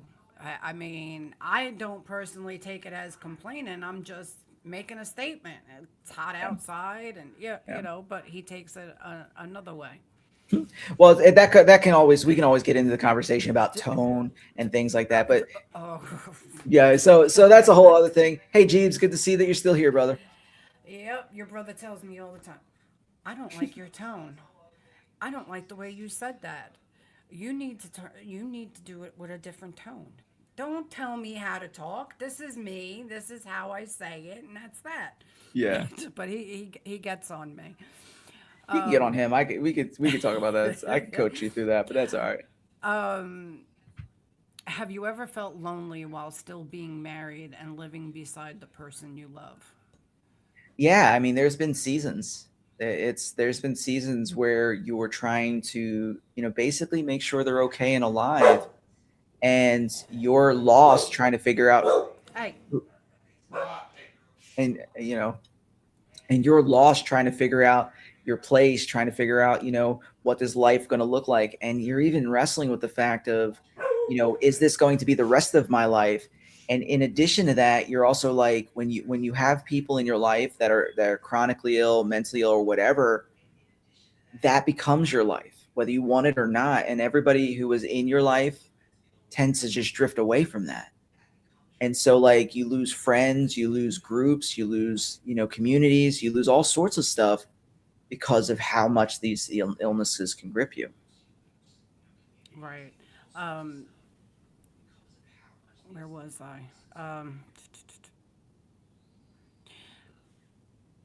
Has there ever been grief over the marriage or life you imagined versus the reality you were given? Yeah, there was a grieving process of that because everybody has an idealistic thing that says, hey, this is the perfect marriage, the perfect thing that I want. And then when you realize that no matter what you do, it's not going to reach that high expectation, this is where you have to grieve it and actually have what you call a realistic expectation. Because we'll create these unrealistic high expectations on what it should be, what we want it to be. Then life hits. Now you have to redefine and reassess and say, what is it realistically going to be? And in that, every time you have those major changes, you do grieve. And so even when I was, my health started declining in 2023, I finished a 50K mud race, which was like 50K plus about 60 obstacles. I finished it, did it in, it was like 34 miles, 60 obstacles. I did it in 13 hours. Uh, 2 months later, I was unable to walk. Like I could walk, but it hurt. And Right. 2 years later, the pain is much more intense. And so, like, I'm like 2 years removed from something I loved. And so even that, having to go from something as active as I was to almost inactive while they figure out what I'm dealing with, I had to grieve that too. Because again, it's the expectation, the unrealistic expectation versus what the realistic expectation is. And you've got to grieve it to bring it into focus. Let's see what your brother's saying here. Jim knew at a young age that he had to count on himself. Mm-hmm. And that's where, okay. How do you handle periods when mental health struggles affect communication between the two of you? So, how do I handle that? That's great. So, I try to find a way to communicate. So, when mental health struggles are in there, I tend to wax intellectual. So, which means I'm high. Like I even though I'm a feeler in my personality type, I'm very, very logical. Very like, let's fix this. Let's talk about this. But when mental health is higher, you got to realize that there is no logic in a brain that is connected to a feeling because the feeling is unsafe. And because that feeling is unsafe, you cannot talk to somebody in a triggered state with logic. You've got to reach them in a different way. So instead of trying to explain away or to help my wife understand what's happening, another way I can communicate the same thing is by just hugging her and telling her it's going to be okay. We get more simplistic in our conversations, we get more simplistic in our expressions because I have to understand that I want to talk about everything from front to back and upside down, and understand it and break it down, how we can fix it, how we can make sure it doesn't happen again. And my wife in a triggered state, or anybody in a triggered state, does not compute. You cannot bring logic into a brain that is triggered. It's just not going to happen. Those things are shut off. So Do you hear that, Rick? Silence! silence, I kill you. And so in those things, you've got to be like, okay. Or I'll ask her sometimes, instead of me trying to have an answer, I say, what do you need? Mm-hmm. Now, I will tell you, because of my wife's conditions, we've had to get her to a point to be able to be vulnerable enough to tell me what she needs. And she is at that place now, but it took a while too. But that was the thing, is like, I'll ask, hey, what do you need right now? There's been times where she's like, can we just watch TV together? There's been times where she's like, will you take me for coffee? And we'll just get dressed. It don't matter what time, when we went to the coffee shop. There's been times where it was, hey, can we just lay in bed for a couple more hours? Sure. You know, and it's just learning how to navigate that with grace. Again, that's got to be the theme, is navigating with grace, and understanding there are times where you can talk about it, but there are times where you can't. You just got to find a way to break through. What have you learned about arguing with someone who may be emotionally overwhelmed in that moment? It's the same thing. It really goes back to, you cannot argue with somebody who's emotionally overstimulated, emotionally overwhelmed, triggered. You can't argue. It's not going to happen. And anyway, if you're trying to argue with somebody like that, it's because you want to win the argument, not actually get to what's right. And so this is your own ego and pride trying to win an argument because you think you're right, as opposed to understanding what's right. And so I ask a lot of people when I coach them, and they're in some hot debate or something, and especially husband and wife, or even girlfriend and boyfriend, and I ask them a simple question. I go, do you want to be right, or do you want to save the relationship? And it's just a simple question I ask. And people are like, what do you mean? Like, because if you keep living in your ego and chasing after being right, you will lose what you have. It doesn't mean you stop being right. It's now, when you really want to build the relationship, you start to communicate in a way to figure out what is the right thing, not that I am right. What is the right thing here? And so Can boundaries actually be an act of love? I think boundaries are an actual act of love. I think the problem in most relationships is people don't have boundaries. That's why they have problems. And because and people and let me give you the 30-second thing. It's boundaries aren't, somebody hurt my feeling, you can't do that. That's not a boundary. That's a reaction. A boundary is, one of the boundaries we have in our relationship is, if my wife yells at me. I think the moment you start yelling, you're no longer going in a conversation, and there's nobody that's going to be a winner. And so I will talk, and that one of my boundaries is, hey, listen, this is what I say. I see that you're yelling. I don't like that. You can't talk to me this way. So why don't you go cool off, take some time, and we'll come back and chat when we're at a cooler state. But I don't want you to yell at me, because the problem will never be solved. All that will happen is we'll get our emotions involved. That's a big boundary for me. But that's the same boundary I have for everybody too. Like, if people go to yelling at me, or people try to like talk nasty to me, I'm like, pause. I don't Mm-hmm. receive that, and I don't accept that, because I'm not going to react to your stupidity. I'm going to respond in a correct way, a healthy way, that's going to say, "Hey, here's my response, and my response has nothing to do with you," which means, if you're going to act this way, I'm walking away from the conversation. Now, we can come back when you're ready to act right, or ready to talk right, because if I'm going to show up as mad as I am and still talk to you with respect, still talk to you with compassion, and you don't want to do that, that's okay. But that doesn't mean I have to stay in the conversation. But we can come back when you're chill. But that's a boundary. You see what I'm saying? And so, Mm-hmm. like, that's what a healthy boundary looks like. And you can have different boundaries for different areas of your life, but you should have boundaries. And husbands and wife especially should have boundaries. So yeah. Your brother in the chat said, "Have you gotten so mad in a fight that you say brutal things things you don't mean necessarily. I think we all do. I think we get into the heat of the moment. So absolutely. I remember one time I was arguing with my wife and we were both brand new Christians. Like this, like when I say brand new Christians, I'm talking like we were probably saved 3 months, kind of brand new. So we had no idea. We were like, yeah, we just did this thing called Jesus. Although she was saved longer. I think she gave it her life a year earlier than I did. And I remember, and I was, you get that pious arrogance. And I said, I hope God judges you for your rebellious actions.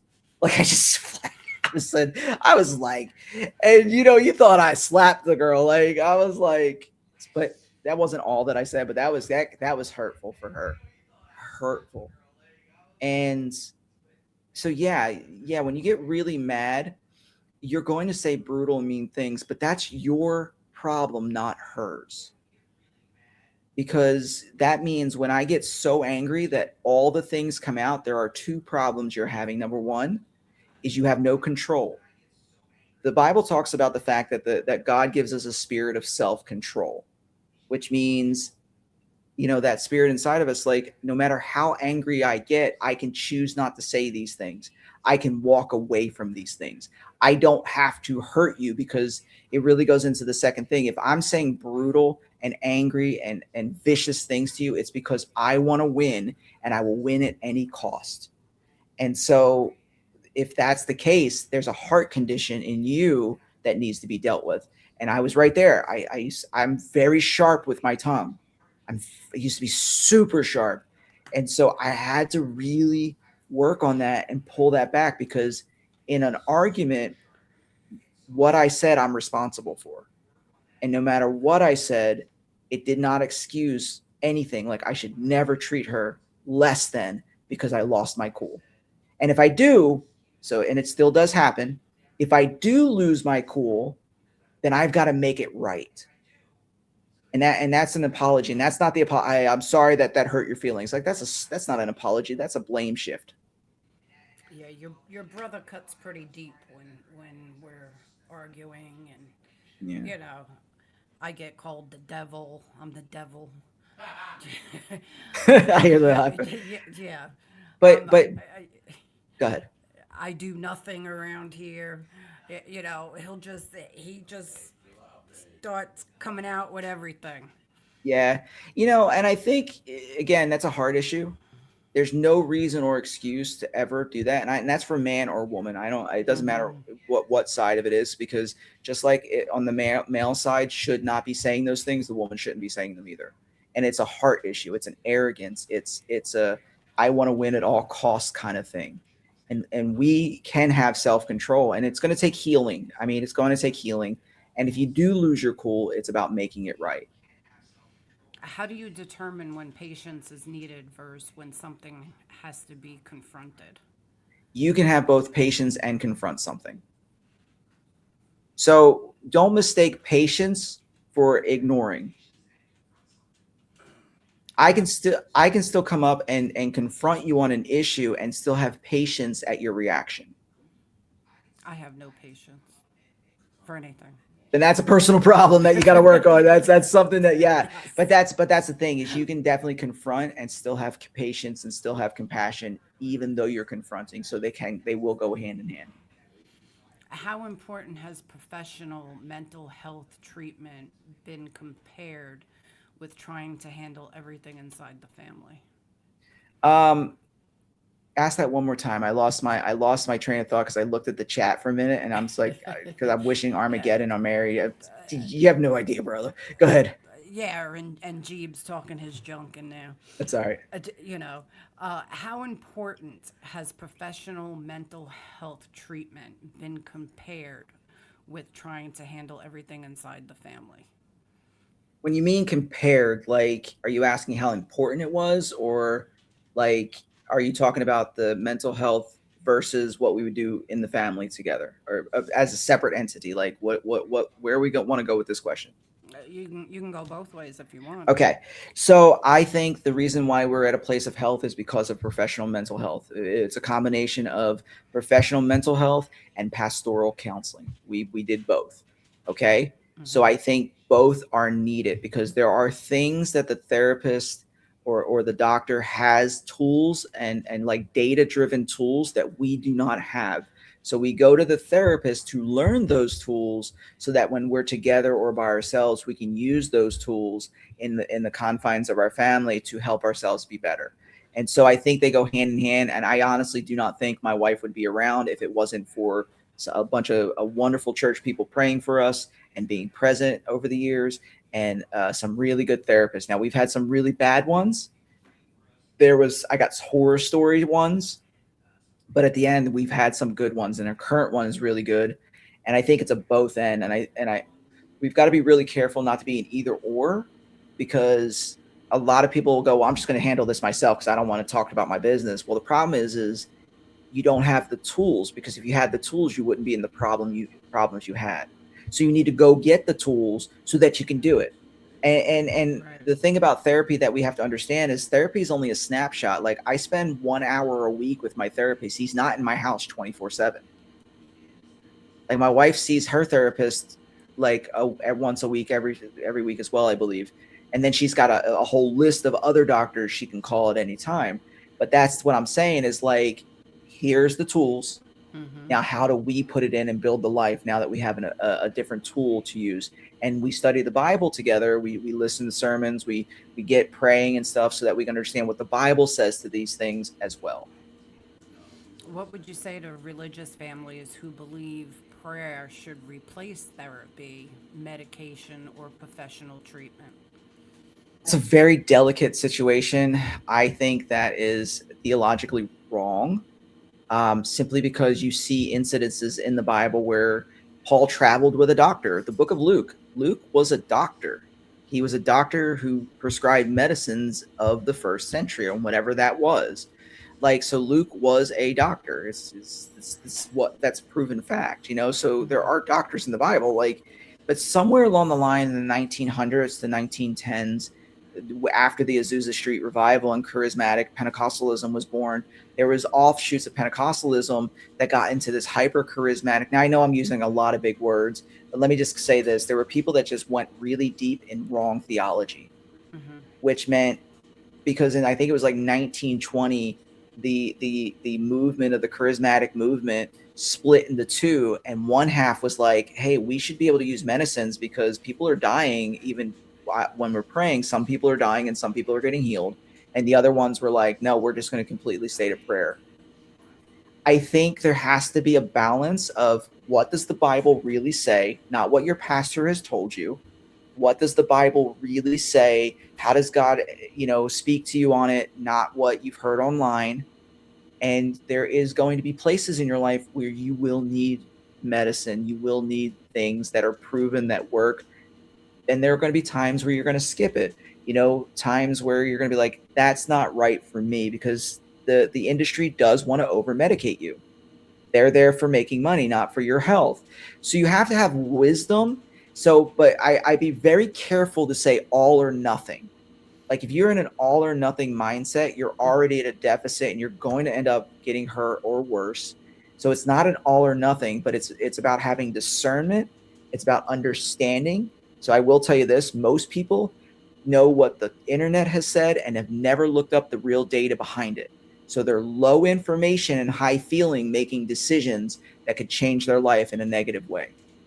So we have to become higher information, learn, get out there. There's lots of podcasts, lots of things, just sort through it, learn, and then figure out if it's the best decision for you. Like, there's been medicines that the doctors tried to give me over the years, and I'm like, I'm not taking that. Right. And there's medicines that I'm given that I am taking, because I did my research. Like, my GI doctor wanted to give me anti-anxiety medicines. I'm like, I'm not anxious. I'm not taking them. And I didn't. I will not take anti-anxiety medicines. I don't need them. Yeah. But there's other things that I take. So, yeah. Yeah, I take one for the anxiety because we were headed to the primary doctor Yeah. for one of my appointments. And it was early in the morning, and I'm in the car, and I'm just yelling and screaming at everybody in my way, and yelling at your brother. And so we get there, and he's like, you need something to calm down. I'm like, okay. You just need a hug and a coffee. And so, I told the doctor, and personally, really, to me, I don't feel like it's done anything. So here's the reality of some of the medicines. And first and foremost, yeah, Chief, sometimes I get like that. So that's why I try to really push it into to like layman's terms, because sometimes I get clicked in there and I'm like, say big words. So yeah, Google Translate, definitely. But that's why I try to keep it down into the simplicity of it. I've had to teach myself over the years. One of the misconceptions of medicines, especially mental health medications, is it doesn't cure you, it helps you manage. It takes the edge off so that you can use the tools to help you heal. And I think there's this place where we think that if we're taking medicine, I should be better, I should be this. That's not mental health at all. And this is something my wife struggled with for years. She's like, you know, she was on lithium and just different things over the years. And she was like, this should be making me feel better. This should be working. It's the same thing. It's not meant to cure you. It's meant to manage symptoms. Right. Because the basis of mental health, if it's not chemical, some of them are chemical, but a lot of them is environmental trauma based. So you have to take the edge off so that you can work through the trauma. And that's where you're going to find healing. So one day you don't need, or hopefully don't need, the medicine. Yeah, I got to work on that, because this medication may not be right for you too. So that's another thing. Yeah, I mean, I would say I've been on it for over a year or so. And I mean, I'm the same way before I even started taking it. Trying to fix this lawnmower, I that day, I was so frustrated because I'd done everything. I cleaned the carburetor, I cleaned out the gas tank, I did an oil change. You were just going to town, man. It's just like, yeah. I mean, YouTube is great, because I learned how to fix a lawnmower. Well, to a point, because it's not running yet. The only thing left to check is the spark plug, and I don't have a tool to get the spark plug out. So you didn't learn how to fix it. You just learned how to tinker. It'll be fixed one time, though. It will work. It will work. Yeah, I'll get it to work. I mean, we only used it like 2 or 3 times. So, I mean, what more could possibly be wrong with it? But that's really kind of it. Yeah, the spark plug. So, but I was just so frustrated. I'm down in the basement. It's so hot down there, no air conditioner, no fan. I'm getting all dirty. I'm sitting on the floor. My back is hurting me from bending over, and so I come up here, and then your brother's talking to me, and I just snap. And then the neighbor talks to me, and I snap at them too. And Rick's like, what is wrong with you? You're snapping at everybody. Right. And so I know that medication ain't helping at all. Well, so this is 2 things to think about that. And I don't want to know your medication. That's not something that needs to be aired out on live. So there are two ways to understand that what you're doing. Number one, it's not that anything's wrong with you. It's that you're overstimulated. Like you had all the emotions happening. You had all the overstimulation. You had this thing that you spent all this time in the heat trying to fix this thing, and it still doesn't work. So there's that frustration. Then you got, my brother, then you got all this other stuff. So what's happening is you already have a challenged nervous system, and now you're adding all of these stimuluses. So the medicine is not going to stop those things from triggering. It's not meant to do that. It's meant to take the edge off. There has to be a place somewhere in your life where you go, I'm having a moment.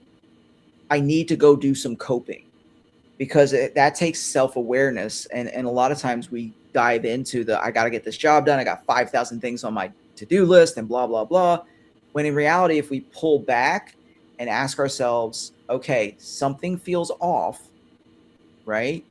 I'm having all of these things, and now I'm feeling this way. What can I do for myself to help me pull back to center? That's what we use that's the term we use in our house. How can we come back to center?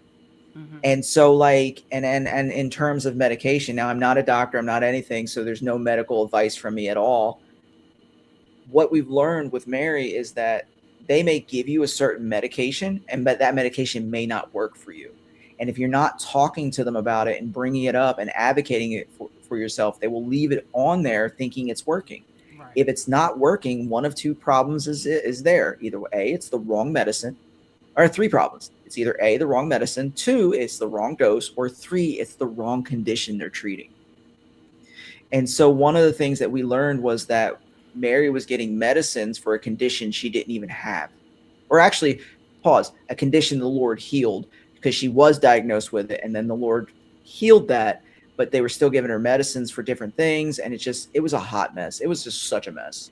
So Have you ever seen Christians unintentionally make mental illness worse by telling someone they simply need more faith? yes, I've absolutely seen that.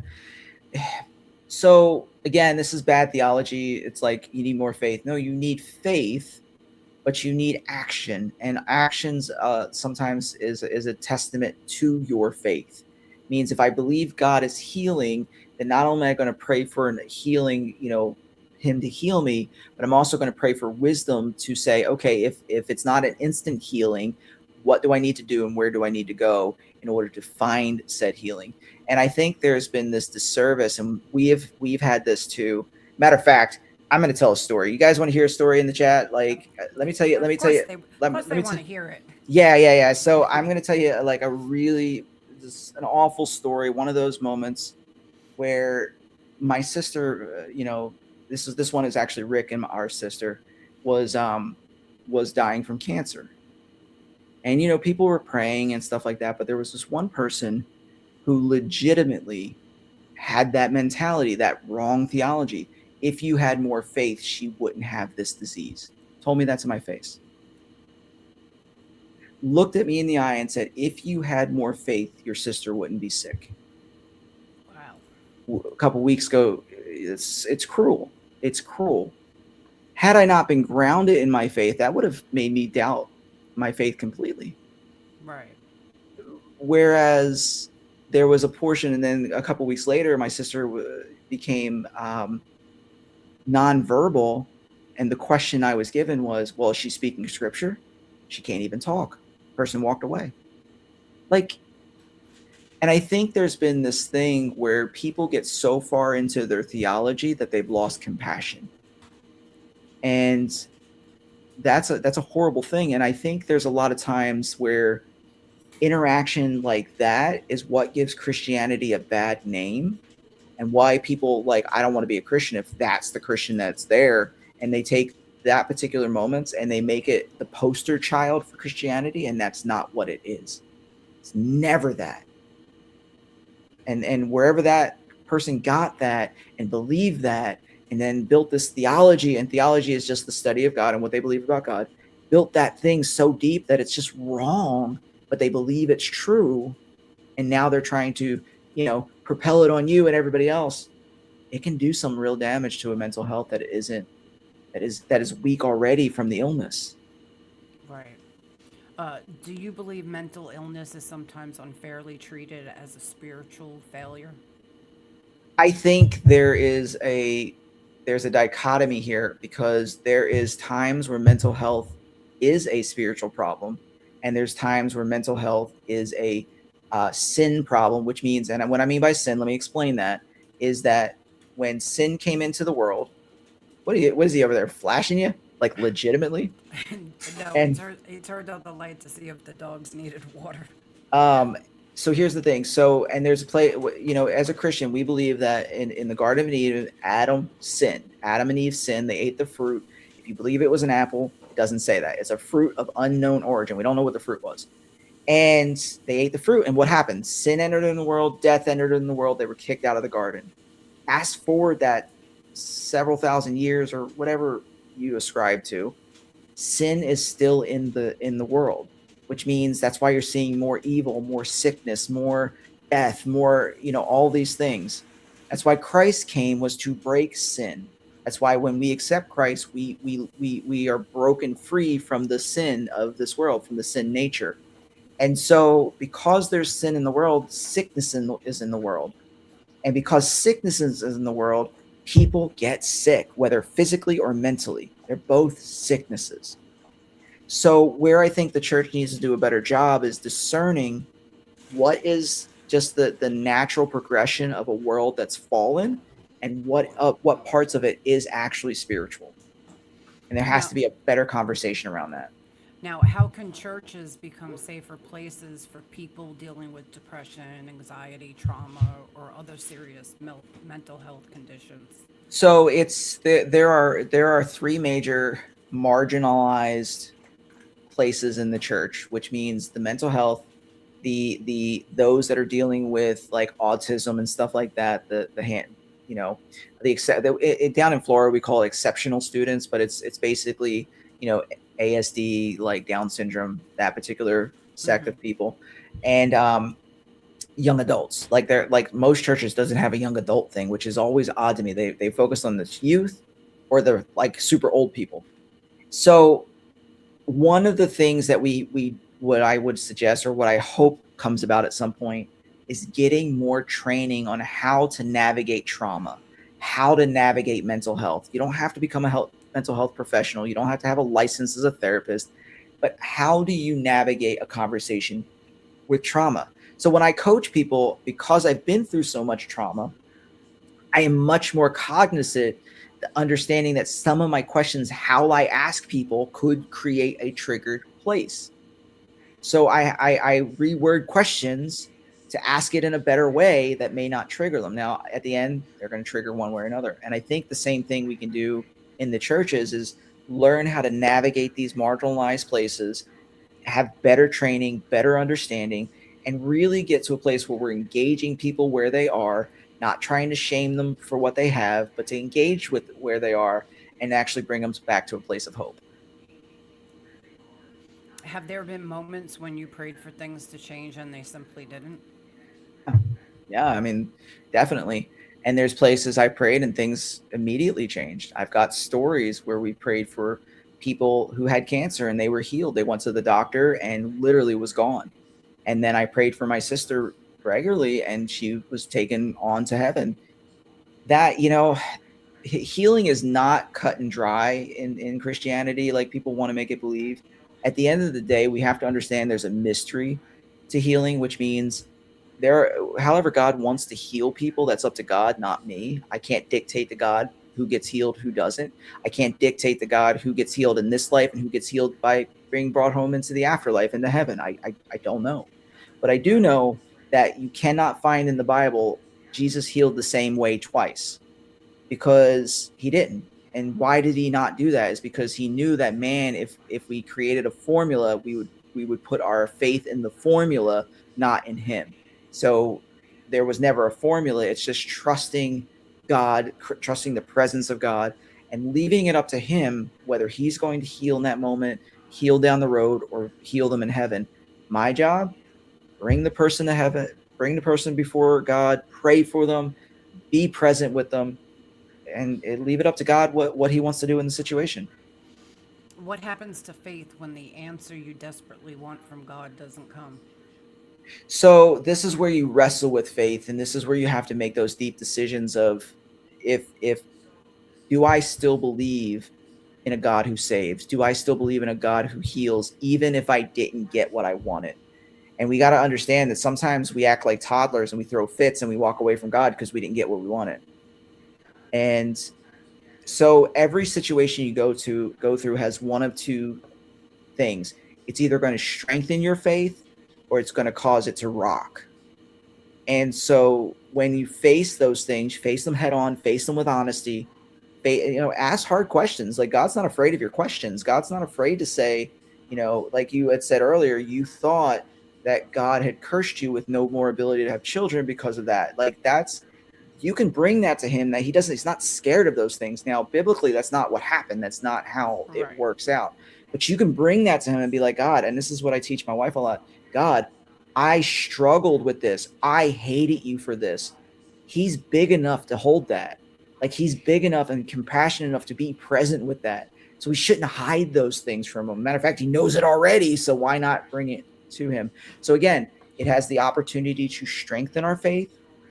Or if we had a weak faith to begin with, or we lack trust, it's gonna cause it to shake and rattle. So one of those two things are gonna happen. Me, I try to lean into it. If I'm angry, if I'm hurt, I share that openly with God, because at the end of the day, because I was practicing witchcraft, because I was an atheist, I know what it's like to live without God. I remember those days. I never want to go back to that. So my heart is set. No matter what comes at me, I've got to get back and closer to God through it. But that's conviction in my life because I know what the other side is like. Have you ever been angry with God over what your family has gone through? Surprisingly, no. And let me clarify that. Um, when I was 10 and became an atheist, yes. I watched my grandfather choke to death, and I said to God, "You're dead to me." Because I remember being a kid and having a call to ministry. Like I thought I was going to be a priest as a kid. But and then all that happened. I had already had the abuse, had all the neglect, and then my grandfather, I watched him die. And I found out later he had lung cancer, but I didn't know that. But I watched him die in front of me, basically. And I remember my sister actually told me, she's like, "Jim, you said this when you were 10." I was like, "Wow, that makes sense." It was, "God, you're dead to me." That's what I said. Took 15 years to get back to a place where I even acknowledged him again. And ever since that moment, I've never come back to where I've been angry at God. Now, there's times where I don't understand.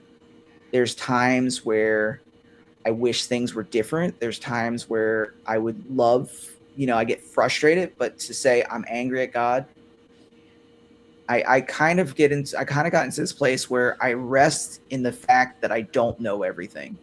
And that was a hard place to get to. And instead of wasting all of my energy on, "Oh God, I'm angry at you, God, I'm angry at you," I want to focus my energy on, how do we get through this? And so, no, I can't ever say after I gave my life to the Lord that I was personally angry like that with God, even on the darkest of times where we almost lost my wife several times, or through the cancers and all that stuff. I just rested and said, "God, whatever your will be, I'll walk through it, but I don't like it." Have there ever been moments when you felt spiritually drained because you were carrying so much at home? Absolutely. Absolutely. And I remember when I was doing the church, like we were building the church. My wife was undiagnosed, and I was working as a teacher to pay the bills. And we had a 2-year-old at the time. Yeah. And I still had my issues. They weren't as bad as they are now, like with my conditions, but like all of that just bled and it was so drained. And I dubbed the term, I called it functional burnout. And, it wasn't so burnt out that I needed the hospital, but it was so burnt out. I could function normally, but everything in me was gone. No joy, no anything. I didn't care. I just showed up, did the thing, went home, and just did it again the next day. And that lasted for years. What scripture or prayer or belief have you returned to during your hardest seasons? So there are a few, I think, that always comes back to me. Number one is, God never will leave you nor forsake you. That always comes back to me because even in my darkest times, I know I'm not alone. And that's a huge healing for me because in my life, I've been alone for most of my life. And because a lot of my issues stem from relational hurt, relational trauma, constant invalidation. So having God say, "I'm just never going to leave you no matter what happens," that is one of the biggest comforts. I can't even explain how much of a comfort that is to me, just knowing whatever happens in this house, whatever happens to my wife, whatever happens to me, I'm never alone. And then depending on the season, it'll be different. I think in song, like a lot of times I think in lyrics. So like there's been key songs over the years. Like one of them was All It Is Well. From that song hit me for a while. Nothing Is Wasted by Elevation Church. That was a big one for me. So a lot of those things were, God's never going to leave me, and I would have songs that encouraged me. Now, has suffering strengthened your faith, challenged it, or both? Both, because I think that anytime you go through suffering or something, it should always bring you to a deeper faith. And so there have been times where I've had to challenge long-held beliefs. Like when my sister was dying, there were certain things that I, and even my mother, when she was dying, like there were certain things that I believed because I had been taught that.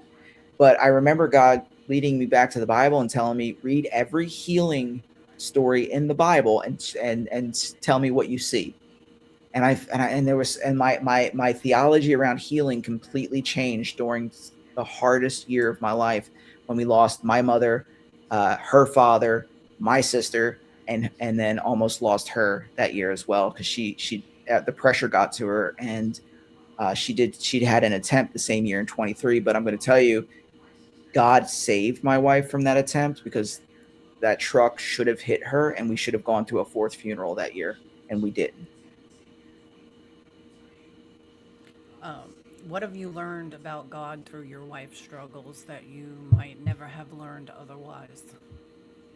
What I learned through struggles that I may never learn otherwise. I think there would be a couple things. Number one, never alone. Number two, I'm made of stronger stuff than I believed.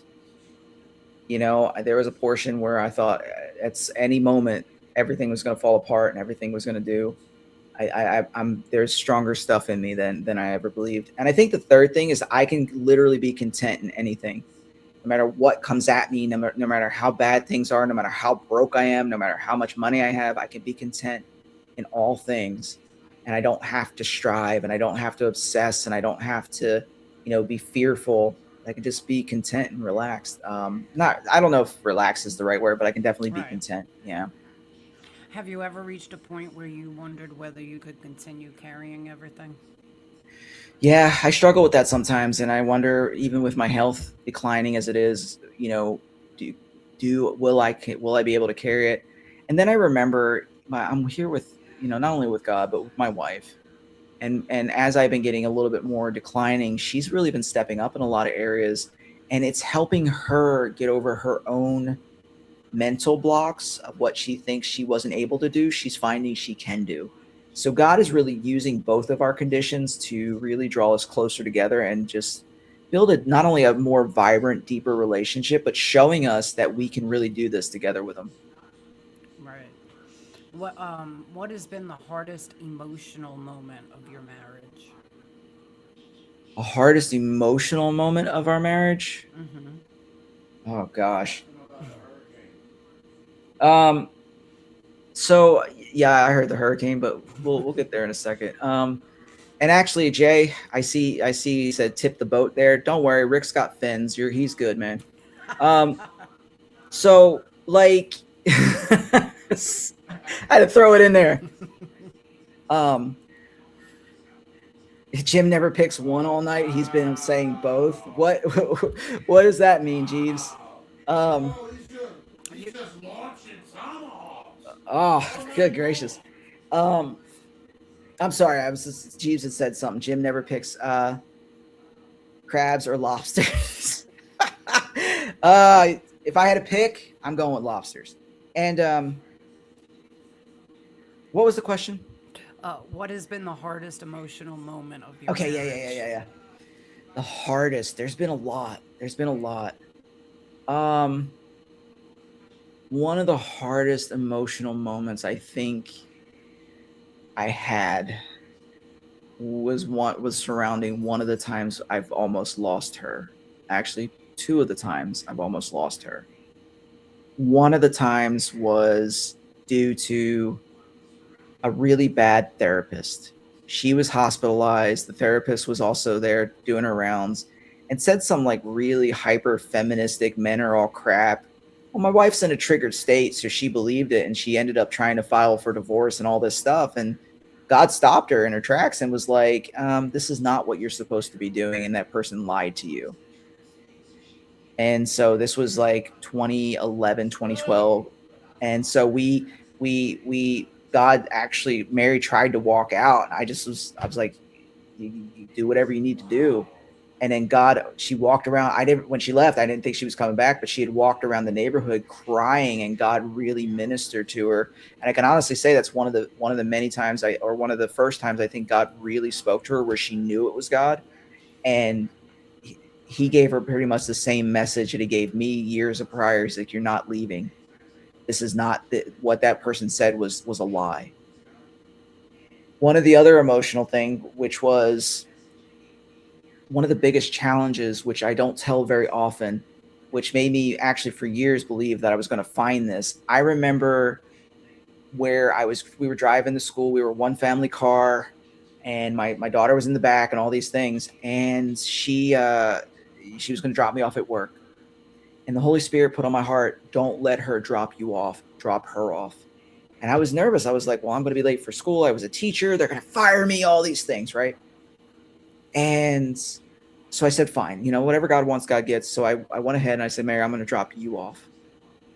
Well, come around 11 o'clock that morning, she was at school. She worked as a helper at a school. She calls me. She says, I don't know how you knew, but I had a full plan on how I was ending my life. And because you took the car, I couldn't do it. Wow. And so because I had listened to the Holy Spirit, so I left school immediately, picked her up and took her to the hospital. And so it was stuff like that that's just super emotional, super challenging, because you're like, man, had I not heard the Holy Spirit or felt the leading of the Holy Spirit, where would I be today? Where would we be today? And so it's those very razor thin margins and close calls. Have you ever felt helpless because you loved someone but couldn't fix what they were experiencing?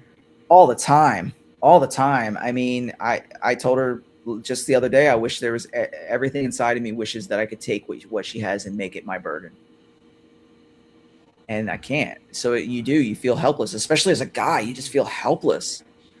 But so it's learning how to navigate with grace. It's learning how to carry it with her, since I can't carry it for her. And so I kind of feel like Samwise Gamgee sometimes. Like, I'm a Lord of the Rings nut, so I love Lord of the Rings. Mm-hmm. And he's like, and that scene where Frodo's like, I can't make it. I'm the drool, all that stuff. And he's like, and Sam's like, I know I can't carry the ring, but I can carry you. And he throws him on his back to take him up. Like, I feel like that sometimes, where I know I can't take the burden that you face, but at least on certain parts of the journey, I can carry you. Right. Yeah. Your brother, when I fell down the stairs after my hip surgery, and I fell down the stairs, like yelling and screaming at me. Yeah.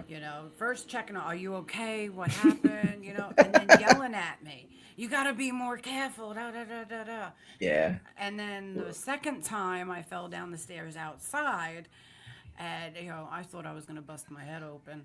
But yelling and screaming at me again. I'm like, I just fell and almost broke every bone in my body, and you're yelling and screaming at me. Well, you got to understand, even that yelling and screaming is just an emotional outpouring, because he doesn't know how to help. And it's just this massive emotional release. Yes, that's what he said. He said, yeah. To see that, he's like, you traumatized me by seeing that. And I'm like, well, I didn't purposely throw myself. Yeah, sometimes it just happens. I understand when you see things, it traumatizes you, like a certain picture.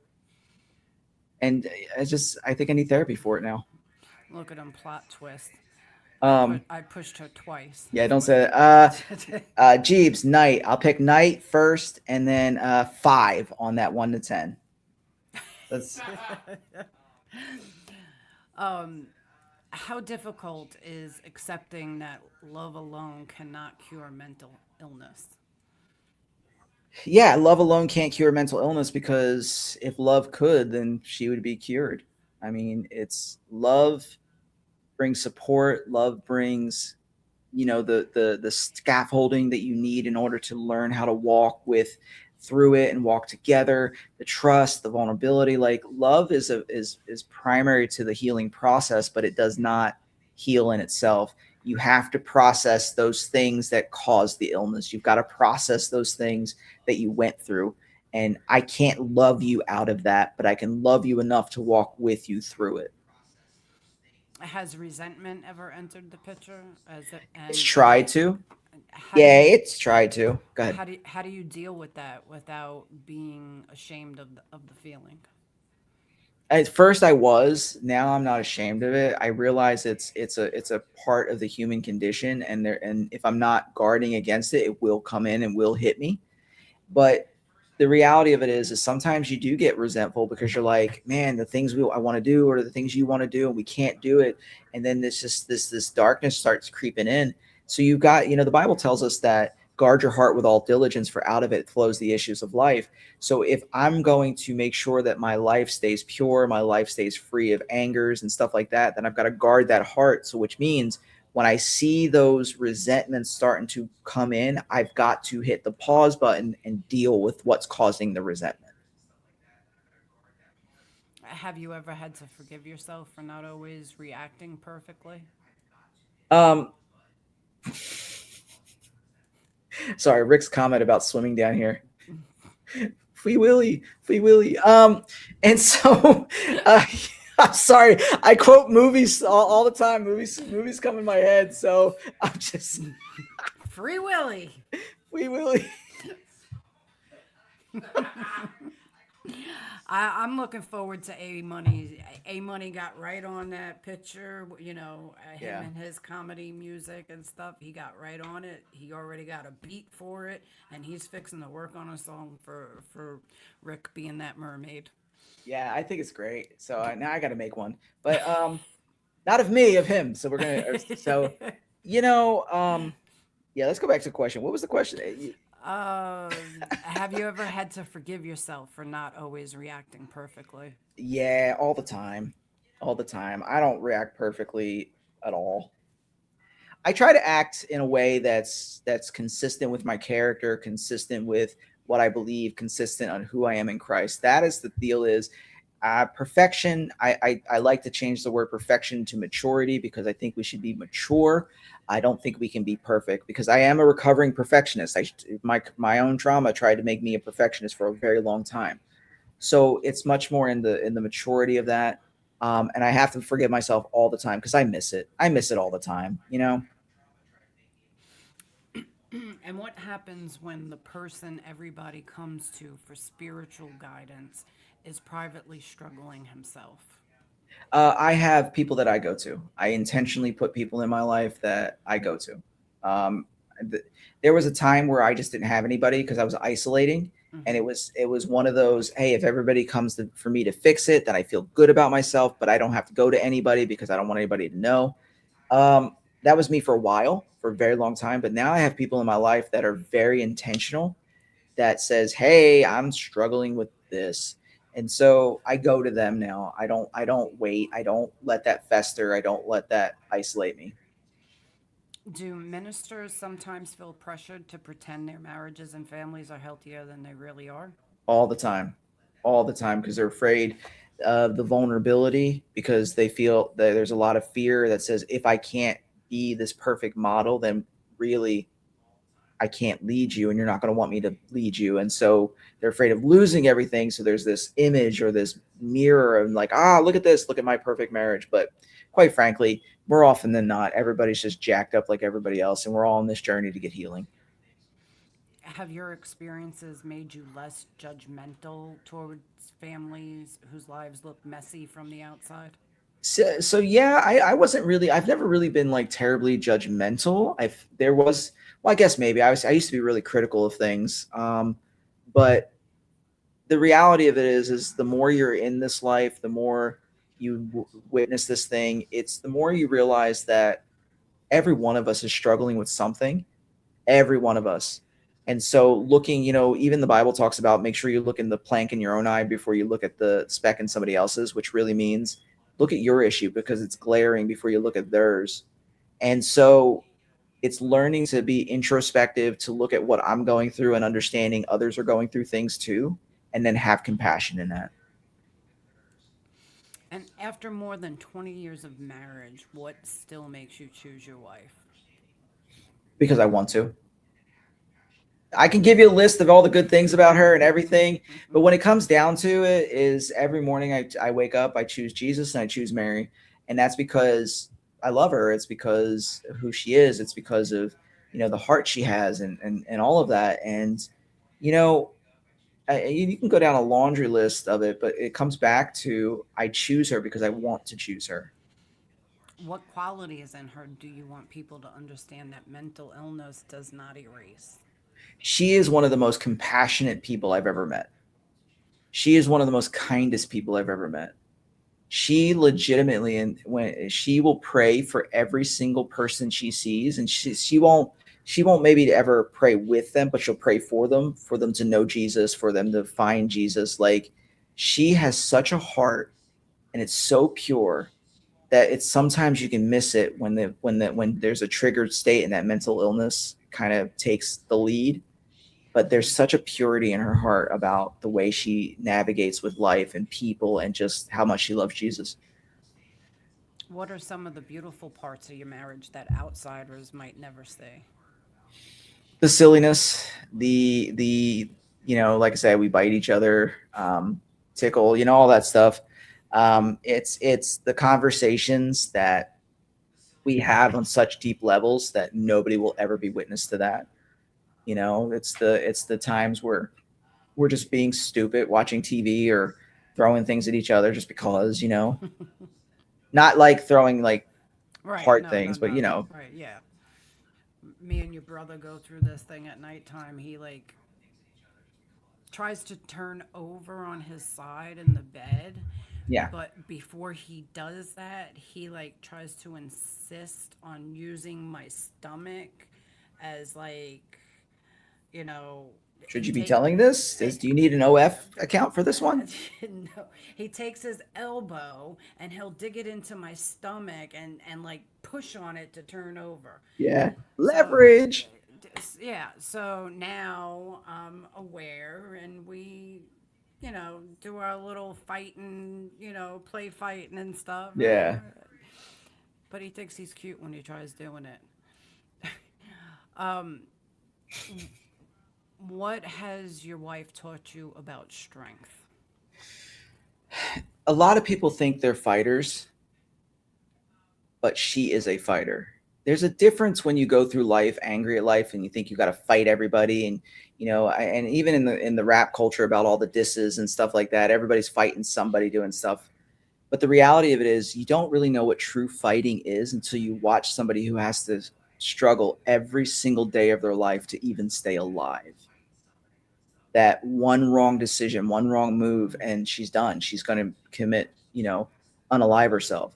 Like, that is a battle. And she mentioned the other day she looks forward to sleep because that's the time when she doesn't have to fight like she does during the day. Right. And that's like the testament of what true strength looks like. And that's even true for chronic illness. It's fighting and fighting and fighting and fighting to even get through a day. And it's learning to overcome everything and still smile and still know that there's hope. That's true fighting to me. Yeah. What would you tell another husband or wife who has just realized that mental illness may be a lifelong part of their marriage? Learn as much as you can. Like, literally get on podcasts, like listen to podcasts, read books, audiobooks. Don't wait for other people to tell you. Now you have Chat GPT and all these other things. Like, learn as much as you can. Be careful what's out there because there's a lot of crap out there for mental health. But like, go through reputable sources and learn, and then have the experience with each other. Ask questions. Go to the doctors together. Really dig into it because you're in this together. And the more information you have, the better decisions you can make. The more compassion you have, the more you'll actually stay connected. And what would you tell someone who loves a person struggling mentally but feels completely exhausted?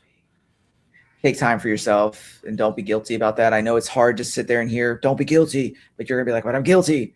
But that's the problematic stuff, is if you don't take care of yourself, you'll never be able to take care of another person. So somehow fit self-care in the conversation. And what would you say directly to the person battling mental illness who worries that they are nothing but a burden to their family? Your feelings aren't facts. And when you sit there and you continually tell your story that you're a burden, that, people would be better off, you'll eventually believe into the place where you're going to do something maybe not wise. And so to the person to that, I would tell you, don't let your feelings dictate your facts. Go talk to people. Ask the honest questions. Like, if your husband or your wife, am I a burden? And then believe them what they tell you. My wife asks me that every now and then. She's like, am I a burden to you with my health? And I'm like, no, we're in this together. And I believe that. I honestly 100% believe that. No, not everybody's going to believe that, but I believe that. And that's what when she asks, that's what I tell her. Yeah, your brother said that to me several times, and when he first talked about the Parkinson's when we didn't know it was stiff persons, he's like, I don't want to be a burden on my kids or Right. so I get it. Absolutely.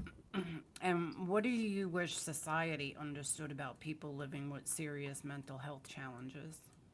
That they're people too. Honestly, I think there's a lot of fear around it, and there are some that need to be feared. I mean, some conditions are scary, but the average person that has any type of mental health thing, they're people too, and they need to destigmatize the conversation and have more of the conversation. Between being a husband, a minister, author, podcaster, your whole list, Yeah, my which whole list of things. your whole list, which role has taught you the most about yourself? Being a husband, I can walk away from everything else I do today, but I can never walk away from being with my wife. And what do you believe God is still calling you to do? That's a great question. So I really believe that, my wife and I are called together as a couple to not only resource people in the kingdom, but to show up and really bring an impact in around these conversations around, hope, around equipping, around, helping people get through some of the dark times so that they can see what they're called to build and actually build it. Um, what do you hope your children, your family, or listeners remember about the way you lived your life? So there's a thing that in college that we had. It was called life sentence. It was a leadership principle, and they said at the end of your life, you everybody's going to remember you by one sentence. What do you want that to be, right? And so we all wrote that down. We wrote one sentence because the teacher that was there, he says, yeah, they're going to remember you. They're going to all say one sentence, and then they're going to ask, they're going to eat potato salad afterwards. What is your one sentence? And my one sentence is that the fingerprint of God was on my life. That's it. The fingerprint of God was on my life.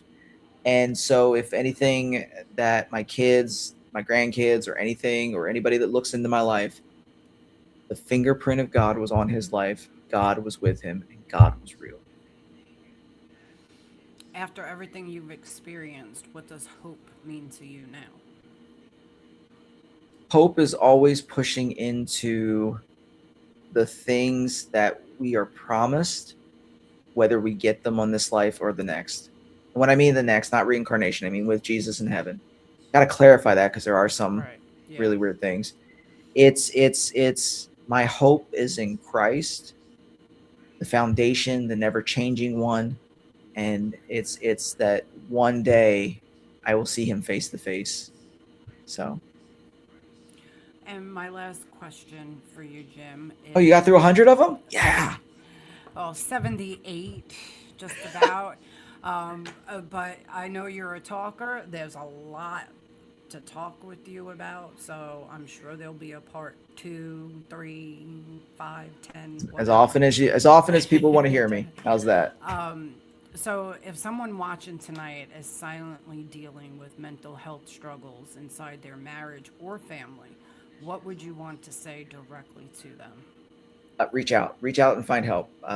If you're dealing with suicide or any of that type of thing, 988, dial 988 and talk to somebody. uh, Go out and get to what is it, make appointments for doctors. Don't suffer and constantly think you have to suffer alone, or don't suffer to where you think that nobody will understand or nobody's going to help. Reach out and find the help you need. Don't allow the isolation to dictate the outcome. Allow your intention to dictate the outcome. Yeah, like our, guest before you, unfortunately, he did take his life. Yeah. And that's real sad that at 32 years old. Um, I can't even imagine. I Yeah. don't even know what to say about it. There's not much you can say, honestly, and all you can do is grieve for the passing, pray for the family, but there's not much you can say. Well, Jim, it has been a pleasure. Your brother cooked Yeah. me dinner, so now I'll have a late dinner. And I guess Yeah. just relax. But we will definitely have you back on again. I appreciate it. I appreciate everybody hanging out in the things. And Jeeves, just to answer your question, I won't say both. So I won't say anything because I'm not answering that question. He told you. Well, I don't pick between people and I don't have people. I don't have favorites when it comes to people. But Right. I can pick all the other stuff, but not when it comes to people. Well, Jim, again, it's been a pleasure, and we will see you in the chat, and your brother Yeah. will be talking to you. I'm And sure. I've learned a lot. Yeah, and I appreciate the conversation. I appreciate you having me. And again, appreciate everybody that's hung in the whole time. Yeah, and we will see you back here again soon. All right. Sounds good to me. Have a great night. You too. All right, everybody. So I'm going to eat, but I hope you all learned a little something about mental health. I did. And I have a lot to work on. And I might just have to have Jim as my therapist. Seems pretty good at it. Oh, he's still backstage and he's shaking his head no. Oh, goodness. All right. Well, it's been a pleasure, guys. I hope everybody has a wonderful night. Um, what is this? Let's get some submissions. What is this? I don't think so, Jeeves. You know what? I'm gonna leave that up to Rick. Before I go, I'm gonna leave that up to Rick and what Rick says. A coach. Okay, so Jim, I'm gonna need you as my coach. Uh, Rick, are you sleeping over there?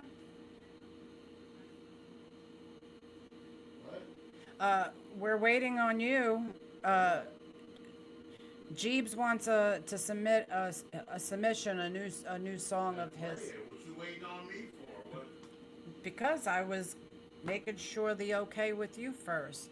I don't know what you're saying. Yeah. Are you not listening to me on the TV? You're always too low. Where are you sending it, Jeeves? Rick's email. Your show, Hush it. I can barely hear you. Oh, because you have the air conditioner on.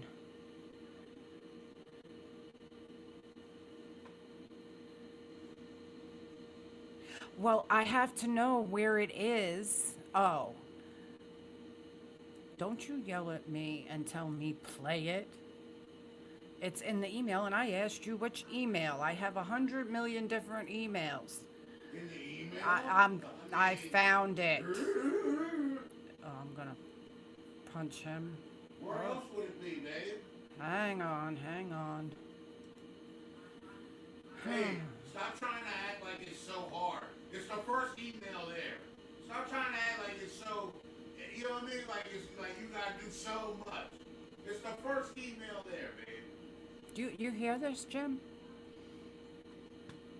Now, just because he wanted to do that and yell at me like You that, overcomplicate everything.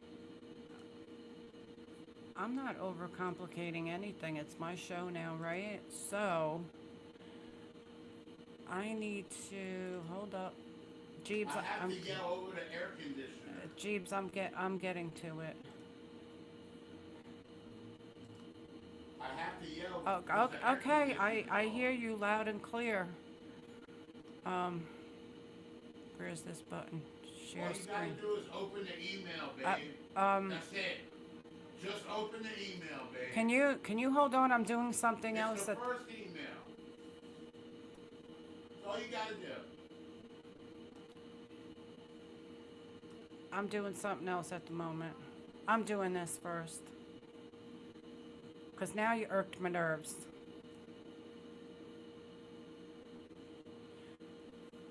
Have a great night, Jim. Yeah, you know I go live tomorrow, right? I definitely know you go live tomorrow. It sure is, Jim. All right. Stop sharing that. I got it, Jeebs. I'm getting to it. Hold on a second. Now I lost it. Okay, there it is. Hang on.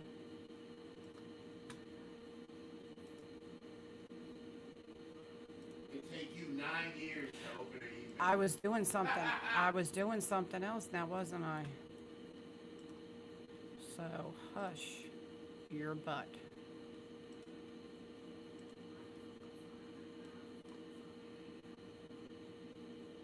You know how we do things like this, But for you, I guess I do.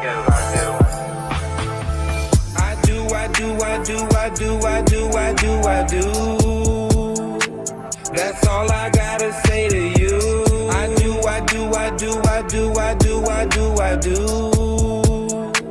That's all I gotta say to you. She let it ring.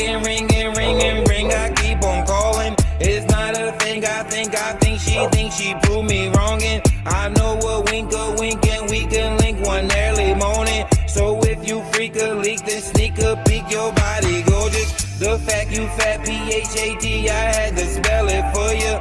MIGUELOK, yeah, I adore ya.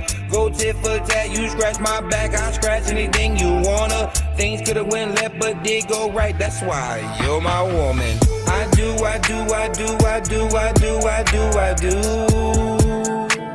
That's all I gotta say to you. I do.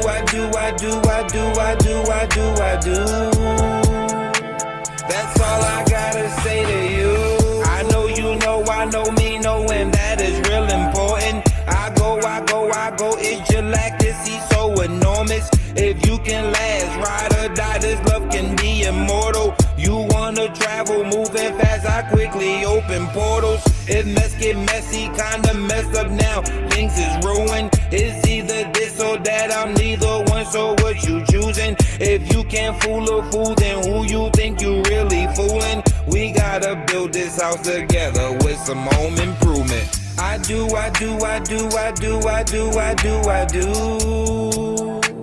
That's all I gotta say to you. I do.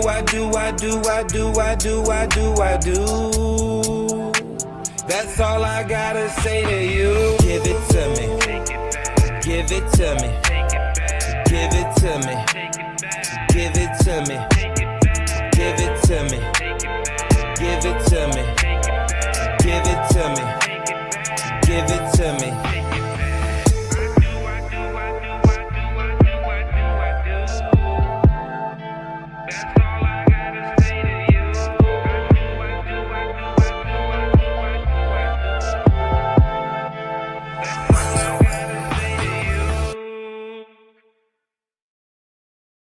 Mirror, mirror on the wall, who is the hardest of them all? Mirror, mirror on the wall, who is the hardest of them all? Triple R. NT5. Who is the hardest of them all? Let me take this mirror down so you can ask a real person. Cotton soft and real life become the hardest in their verses. Bitch, niggas screaming rob me. I don't snatch purse, I really been in deep water. Now the crack and resurface real fire breathing dragon. You can't lock in the dungeon shit. Chop, saute, ass whoop like an onion. Have my kids is adults, the other have my little munchkins. The reason I'm a god, I make nothing into something. Can't be talking cash of views if yours in the hundreds. And decent exposure, really whip it out in public. Got a diamond princess, let me knock it if I buck it. Bake a mental patty cake, I got something in the oven. Why call this a challenge with no challenger assist? I kick the beat anyway, make them cease and desist. I make you niggas really rap if I decide to really spit. If you break, then you buy, so the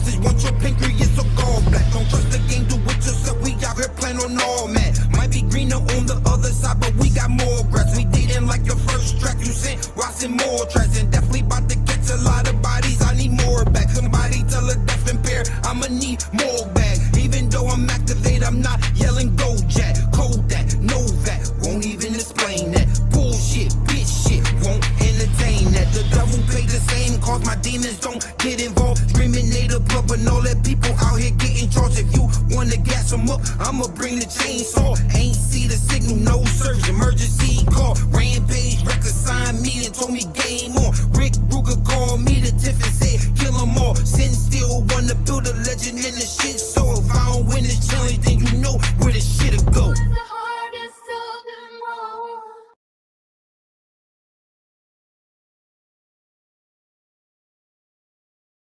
Every story leaves a light behind. Every voice can change a life. We laughed together, shed a tear or two. Now it's time to say goodbye. For now, keep your heart wide open. Don't be afraid to grow. The next chapter's waiting, and you never walk alone. We'll see you next time.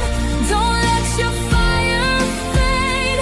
Keep believing in the difference that you make. Real talk, real hearts, that's the way we shine. Carry hope into tomorrow.